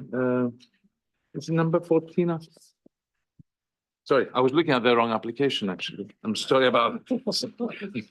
But that's Condition 8 on page 99. I didn't recognize any of it. I didn't write it. I was like in another universe. That's page 99, condition 8. That's right. Zero carbon and renewables. Condition 8, which requires at least what Bloor Homes are supposed to be providing. And it is expected that there will be renewables at least in terms of PVs, as well as air source heat pumps. Indeed, as you may recall, I said that there's an additional heads of terms for the section 106 that we have recommended today that says in energy efficiency, obligation to deliver a development which complies with policy CS15 of the West Berkshire core strategy, which requires zero carbon emissions, in accordance with an updated outline energy statement that we will require to be submitted.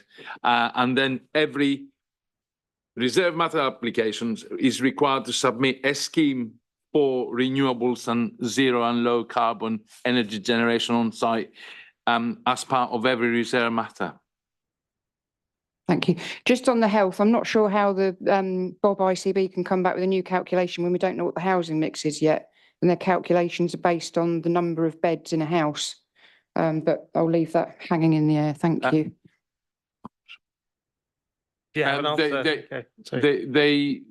the reason they came back with that calculation is that they looked at what they had submitted originally in terms of Falkland surgery expansion and what that contract required. That was then considered as part of the appeal at Bloor Homes at Sandford Park East, considered what proportion they paid of that, looked at this number of houses here and made the recommendation that 187,500 is a proportionate amount to pay towards that.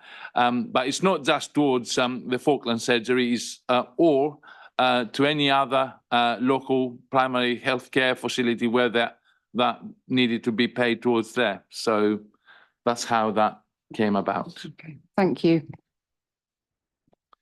Thank you very much, Mr. Grigoropoulos. Councillor Culver, any further questions there?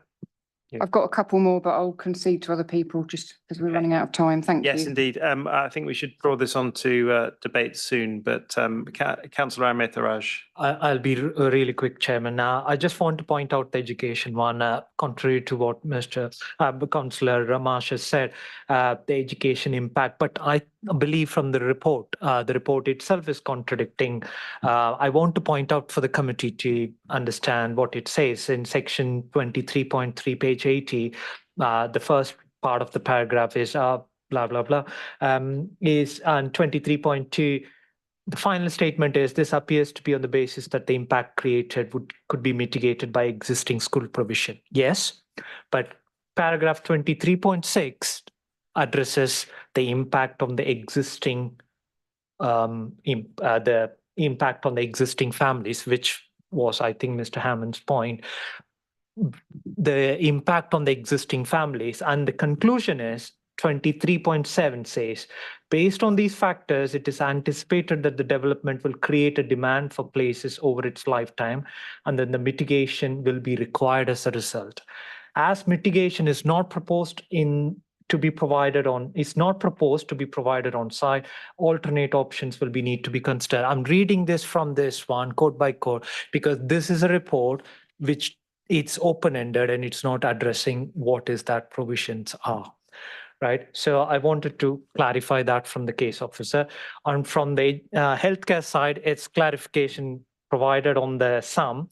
Just to put in context, the 187,500, which is a good amount, is roughly in the back of the envelope calculation, which I've done, roughly equates to £250 in its lifetime, one sum payment for a single person.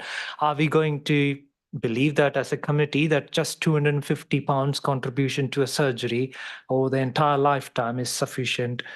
But I will leave it to the experts, but that's what it says. So 2 questions. Thank you, Councillor Amith-Raj. Mr. Grigoropoulos. First, in terms of education, that's true. So the education service has not sought mitigation. It says that mitigation may be required in the future. If it is required, if you see, they conclude they have options. Those options, as they say in the next paragraph, obviously will need to be agreed, i.e. to get permission and consideration and schemes developed. And they conclude that the education service advises that it is expected that costs associated with a mitigation, any mitigation that might be required, project would be met by SIL at that time in terms of primary education, although at the moment there isn't such a concern in terms of primary education. But obviously the education service was eager to ensure that the development makes its contribution towards the secondary education, which is a considerable contribution to make sure that the scheme that they have already developed for Park House School and partly contributed to by Bloor Homes is completed here by the rest of the requirement for that scheme, which has been developed by them and is going to be delivered, the remainder of it, through this proposal. Thank you. Thank you. Councillor Amith-Raj, any comments on that? Also, the healthcare was the next. Through you, Chair, as well. So when the 2 applications came first forward in 2018 for West and East, and then eventually one of the East went to appeal in 2020 or 2021, actually. On that application, the health service had requested a scheme for the expansion of the surgery that costed X amount of money. It was actually $750,000. So that was costed, and it does not look at the lifetime of a resident and how much each resident contributes to that. So they needed, if any monies are contributed towards any infrastructure, it has to be relevant to planning, relevant to the scheme, and to be reasonable and proportionate. Obviously that was there, and what they're requiring now is along the same lines, considering the same sort of assessment, if you want to. So thank you. So you feel the numbers are accurate, essentially? Yes, but I mean, I questioned them with them, and they came back to us as to were they to need more contributions towards primary healthcare in the area. They have indicated that they will consider those through seal or other means. But I mean, for this, especially since the scheme has already been costed and has is already part of a Section 106 at the Bloor Homes. Thank you. So it dovetails with that one. Thank you, Mr. Gregor. Thank you. Councillor Amitharaj, any comment, follow-ups on that? No further questions, but I agree with that. I tend to disagree. We'll agree to disagree. Okay, Councillor Culver, thank you. Just one quick question. Will there be a continuous cycleway all the way from the site into the centre of town? Good question. No, there are routes that cyclists can take through the Bloor Home site, along Monks Lane and down Newtown Road. So there are existing routes that this site will connect to. We did look at providing a cycle route along Andover Road to the north of the mini roundabouts, but unfortunately there isn't the width, but we did look into it. So all you've got there is widening of footways when required north of the mini roundabouts. Thank you. Thank you, Mr. Goddard. Thank you. Can I just encourage members that I think we should enter into debate now, unless there are any burning questions that we haven't already answered. I think thank you to the officers for turning out in force this evening and being prepared to answer our questions. So I will open this up for debate on the floor now. Is there any comments? Councillor Barnett, thank you. Are you looking for somebody to start the debate? Please do. Please get it rolling. Well, you know, many people know me. I always bring history into any discussion about my past life, and we welcome especially as a Wash commoner. I used to walk regularly down Battledine Estate. Many of you know that, of course, Progress is a new estate completely. I regularly used to walk across the parks, which we're talking about tonight in this application. And it was lovely to see the wildlife, lovely to see the outside, the fields and that. But progress is progress. And sometimes we don't like progress, but sometimes we have to accept progress. So I'm going to just quickly make a couple comments about the application in regarding the housing. And I'm sure we're going to hear comments from the housing portfolio member at some stage in the debate. Obviously, I welcome the opportunity to see another mix of housing in another development, and also because of the possible 144 affordable units within that development, and that is, to me, quite a good benefit. I know the Mr. Hammond feels very strongly about that, but you know, I think personally that, you know, at the end of the day, things move forward and things move forward, and we have to accept it. But the crux of the matter is, and this is where I'm afraid I'm going to have to come forward with my negative views. And my negative views is I'm deeply concerned about the access at Warren Road. I've been all the way along the line, and I cannot change my views in relationship to that access. I can't see it improving at all on the quality of life of many people in the surrounding area. We've heard tonight regarding the possibility of the air quality. We've heard tonight regarding the issue of the amount of vehicles cumulatively already using Andover Road and the surrounding roads. And I think all this is going to do is going to increase it. Yes, we've had all these special views in relationship to traffic movements from all the professionals. But at the end of the day, we see it on a daily basis. It increases, it builds up, it continually builds up to the point of it doesn't move. And we get frustrated and we can't get to work. We can't go and see our friends and relatives. And from that point of view, I think to actually find a road which is now going to be widened because there's a house which was originally going to be deemed to be historic, but was only built just before 2000. It's going to be pulled down. People are going to lose their gardens. And I wonder what the actual surrounding will be, whether it meets the standards of communal land.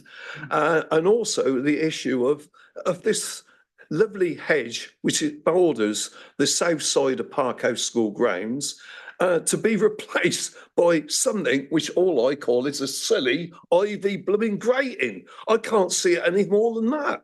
I mean, sorry, I just can't accept it. It seems a bloody farce. Sorry to excuse my terminology, but that's how I feel about it. So, you know, I'd love to see a development if development has got the proper access. As far as I'm concerned, it's not got the proper access. So I'm sorry to say, somebody proposes not accepting this application tonight, I would definitely support it.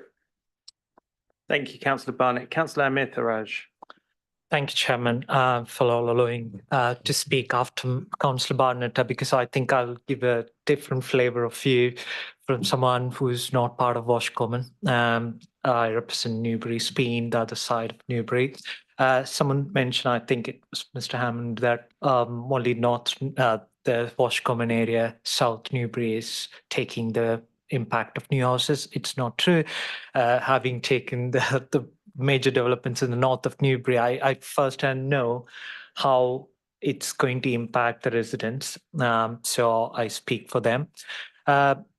From what I've heard and read from the reports, just to put in context, the suggestion of this 1,600 units is going to add another Wash Common adjacent to Wash Common. So think about that for the committee. And I'm thinking about that to see the residents' concern, that they are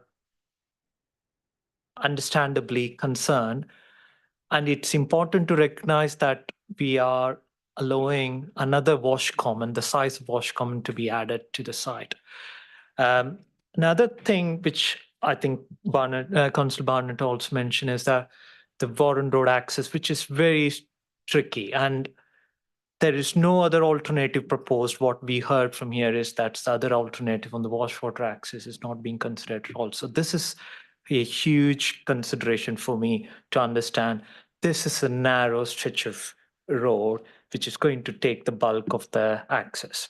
And the reason I touched about the education and the healthcare is, and Councillor Culver also mentioned, is that a lot of application, new developments, outline stage, they come up with all these proposals and all the steps, but the subsidiary impact to healthcare and education is not often considered.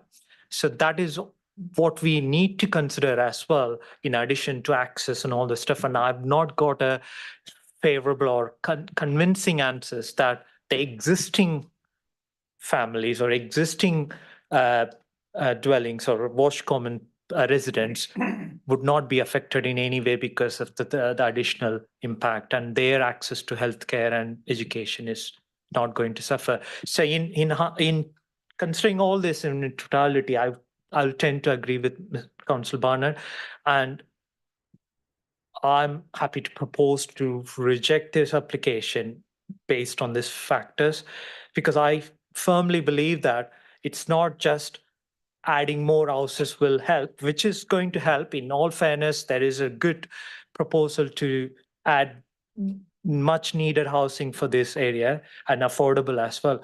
But it doesn't solve the problem for residents or concerns are, and subsequent infrastructure. It is not adding infrastructure to either healthcare or education or any primary or secondary services, and it's going to choke the place and it's going to make it worse.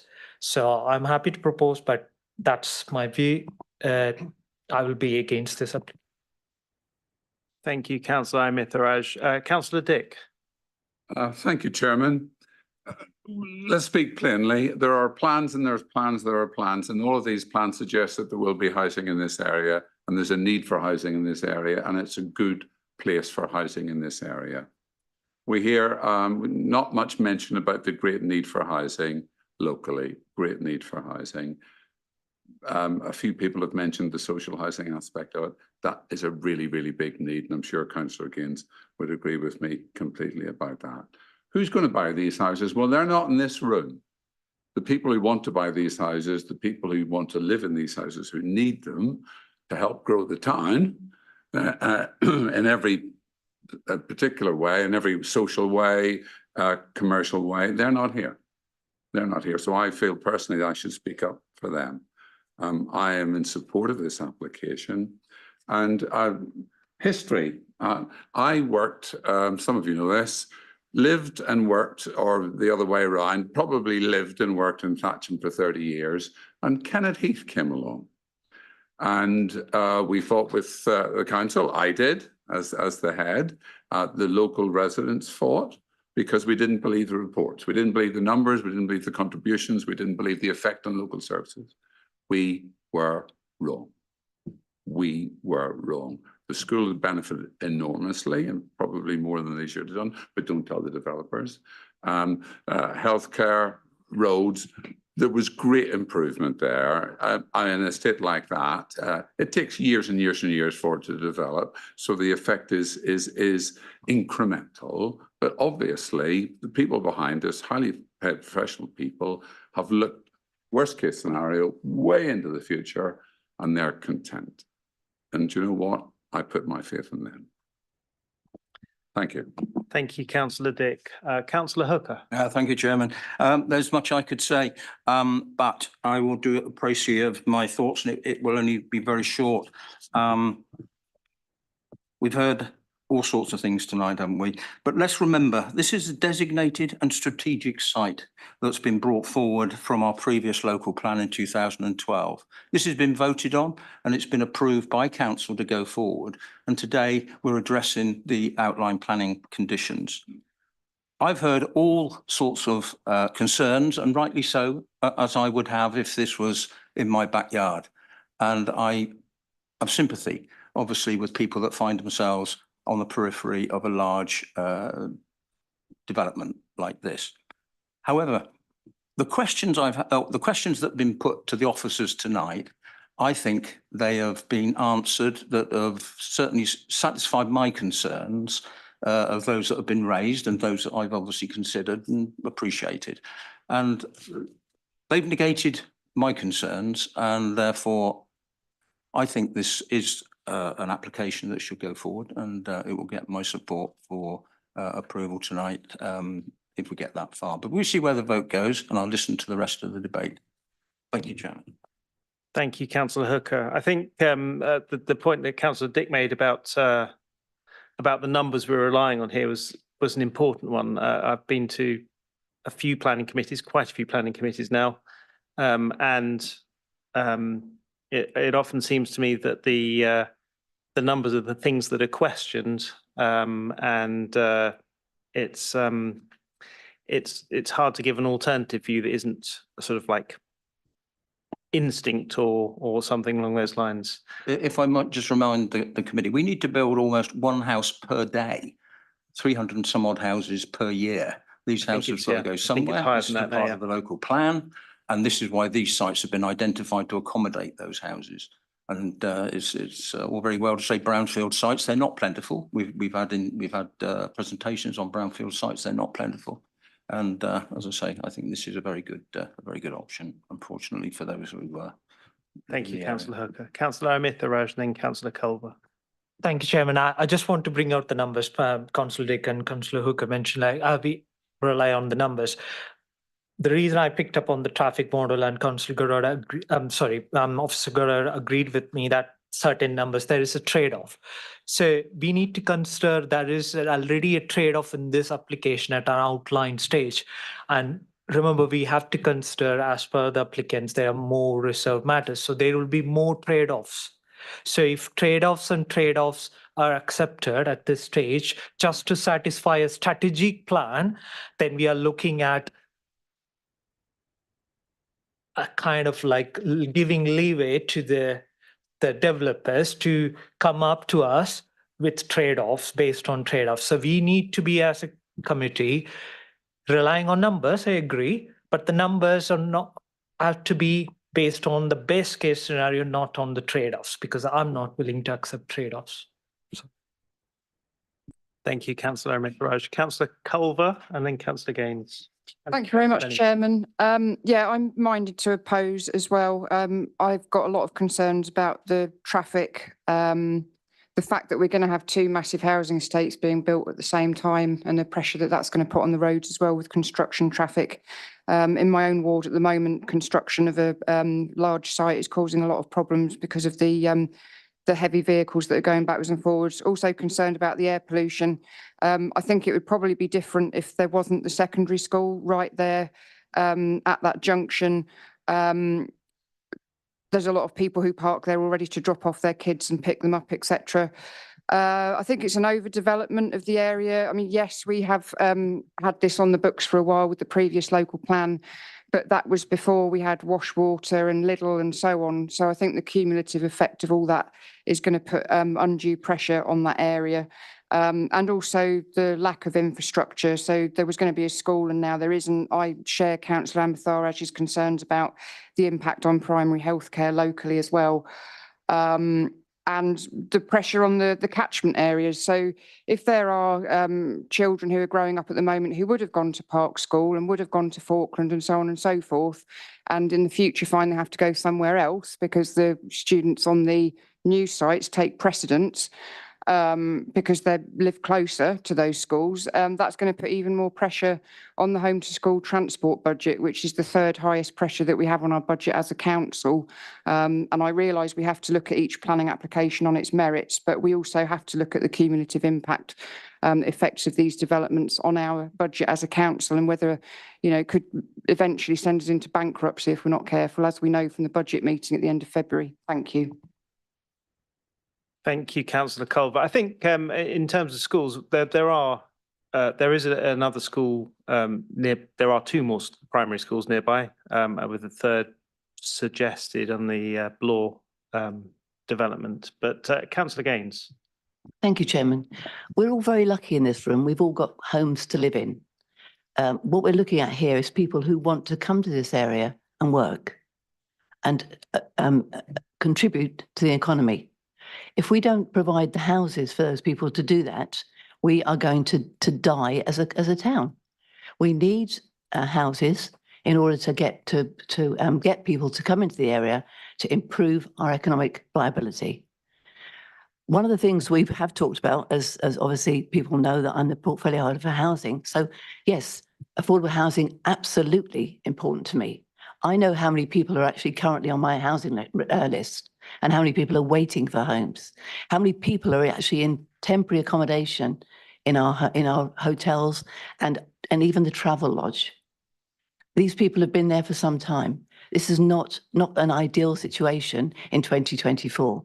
So to have an application be sort of dismissed because we don't want homes in Newbury is very difficult to stomach, basically.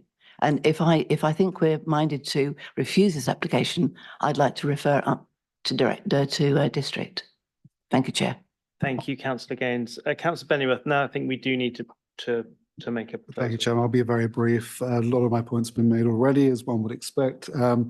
Councillor Gaines's point about the affordable housing, I think, is a very pertinent one, much needed in this district. I have to say primary concerns about this application, Mr. Goddard's done sterling work in addressing. It looked problematic, and I have to say you've allayed many of my fears, Mr. Goddard, so thank you for that. And also, this is an adopted site, and we have to find reasons, I think, not to go against officers' recommendation on that, and I can't see those this evening. Thank you, Chairman. Thank you, Councillor Bennyworth. So on that point, I think if we could have someone, Councillor I think Hooker. you're going to mention it, Chairman. We haven't got a second yet. Okay, so you're proposing? Oh, we have a proposal from Councillor Amitharaj from who? Yeah. If I'm- Proposal for yeah, refusal. sorry, You're need a looking for a second. second to We need a support him. second. Okay. Okay. Can we Yeah, have- I'm happy to propose. Can we have clarity on the reasons for refusal? You need to tell, sorry, my microphone wasn't working. You need to set out your reasons for refusal. Okay, the number one reason is the access road issue. So providing housing is good, but providing housing with the choked roads and other issues around the Andover Road, near to a secondary school and 2 primary schools and 2 churches is not acceptable, because we can't accept developments without the subsequent infrastructure needs. Otherwise, we can build 10,000 houses. What's stopping us in Newbury building 10,000 houses? So number one issue is still the Warren Road access is not resolved. Number 2 is the additional infrastructure needed for this development, and subsequently the Councillor Culver's point and my point that the existing families would be impacted. So that's not addressed. So those are the 2 main points. Chairman, if I may. Mr. Dre. Can you clarify which infrastructure in particular? Because we need to be specific in our refusal reasons. Okay, the primary education, the mitigation in section 23.7, it says, based on these factors highlighted in the, it is anticipated that the development will create a demand for places in the lifetime, and the mitigation is required, and this paper doesn't suggest that mitigation. It still is an open-ended, and I'm not convinced that the subsequent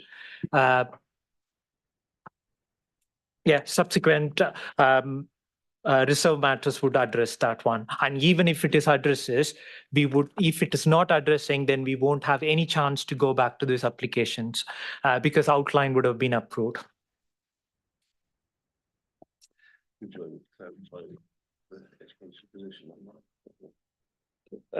Sorry, Mr. Drake, carry on. Would you like me to reiterate just clarify that point? I think what we're saying just to clarify, if I may, on the education for primary provision, is they're saying that the school numbers, the pupil numbers are down, so there may well be mitigation in the future, but it's at a level which they're satisfied they can dealt with via SIL. There is no site-specific mitigation they've identified that we would do for a section 106 at this stage. So just to clarify what the point is there. But I've noted 2 reasons so far in terms of Warren Road being unsuitable essentially for the nature of the traffic, and you've clarified primary education. Because sorry, in this officer's report, it is saying that the existing situation in 23.6 in the last line, there is a potential for the development to have a negative impact on families. So the report itself is calling out as a negative impact. So I'm not willing to accept that. It's approving that we are accepting there is a negative impact on the families, which the report says. So that's my point. And then the healthcare, I'm not convinced that the allocation of 187,000, which equates to £250 per head, is going to be anywhere near, considering the NHS pressure we have. Okay, so the proposal is Warren Road being unsuitable in essence, and primary education and healthcare infrastructure insufficient. Where we refuse an application, there's also 2 refusal reasons relating to section 106s, which are included in the report, which fall away, but I would recommend they're included on any proposal, if that's taken as read. Thank you. Mr. J, sorry to interrupt. Are you acknowledging that the report calls out the negative impact? What I'm saying is where we refuse planning permission, we also put on 2 refusal reasons here because of section 106 wouldn't be completed. It falls away if there was an appeal, for example. So it's just so that it can be raised at a later stage. Okay, I think in terms of time, we should move forwards. Can we have a seconder for that? Councillor Culver. All those in favour of rejection?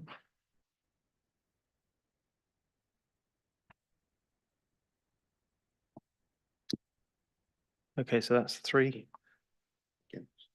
Those against?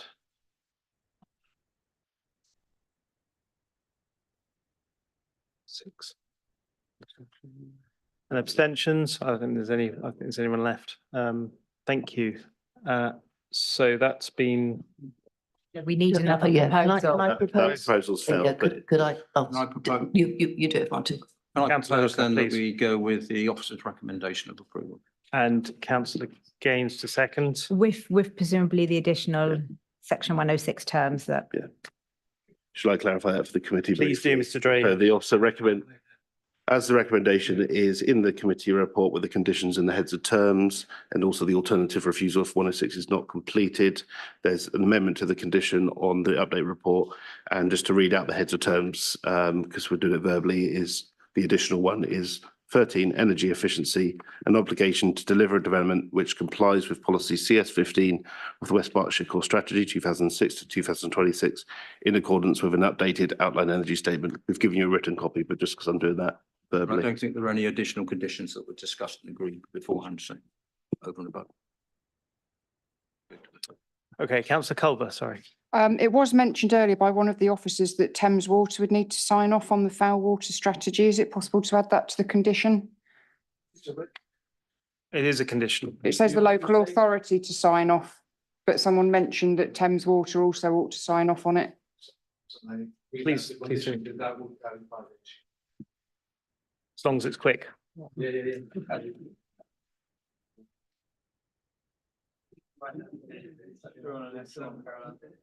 development shall commence until a foul drainage strategy has been submitted with accompanying approval from the adopting water company for the approval of the local planning authority. So they've got to come forward with Thames Water approval. So nothing can take place until Thames Water have approved it, and then we will get the details to approve them as a council. Okay, great. Mr. Backus has helpfully just pointed out that he added something, so thank you for that. The other thing is it possible to index link the monies that will go to BBOUT? Because I noticed the health money will be index linked, but the BBOUT is only £40,000. Is that possible? Yes. Point of order. Thank you. Maybe Mrs. Armour, is it right that we should be adding conditions after the vote? We haven't had the vote yet. After the second? Well, we do tend to, yeah, it is your proposal, so you have to agree to to any amendments made. So both you and councillor Gaines have to agree.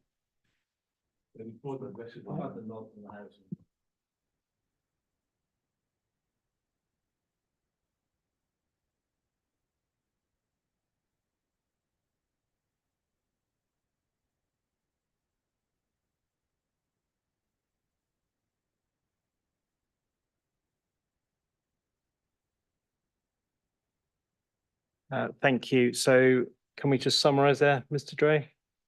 Mr. Chairman, so that vote follows. It has resolved to grant planning permission subject to as per officer recommendation. Thank you all for coming tonight. The proposal to approve has been agreed. So that concludes the business of the meeting. Can I ask you to remain in, well, there's no one in the Zoom meeting, so let's not worry about that. So thank you all for coming tonight, and thank you for your patience, input and comments. Thank you, sir.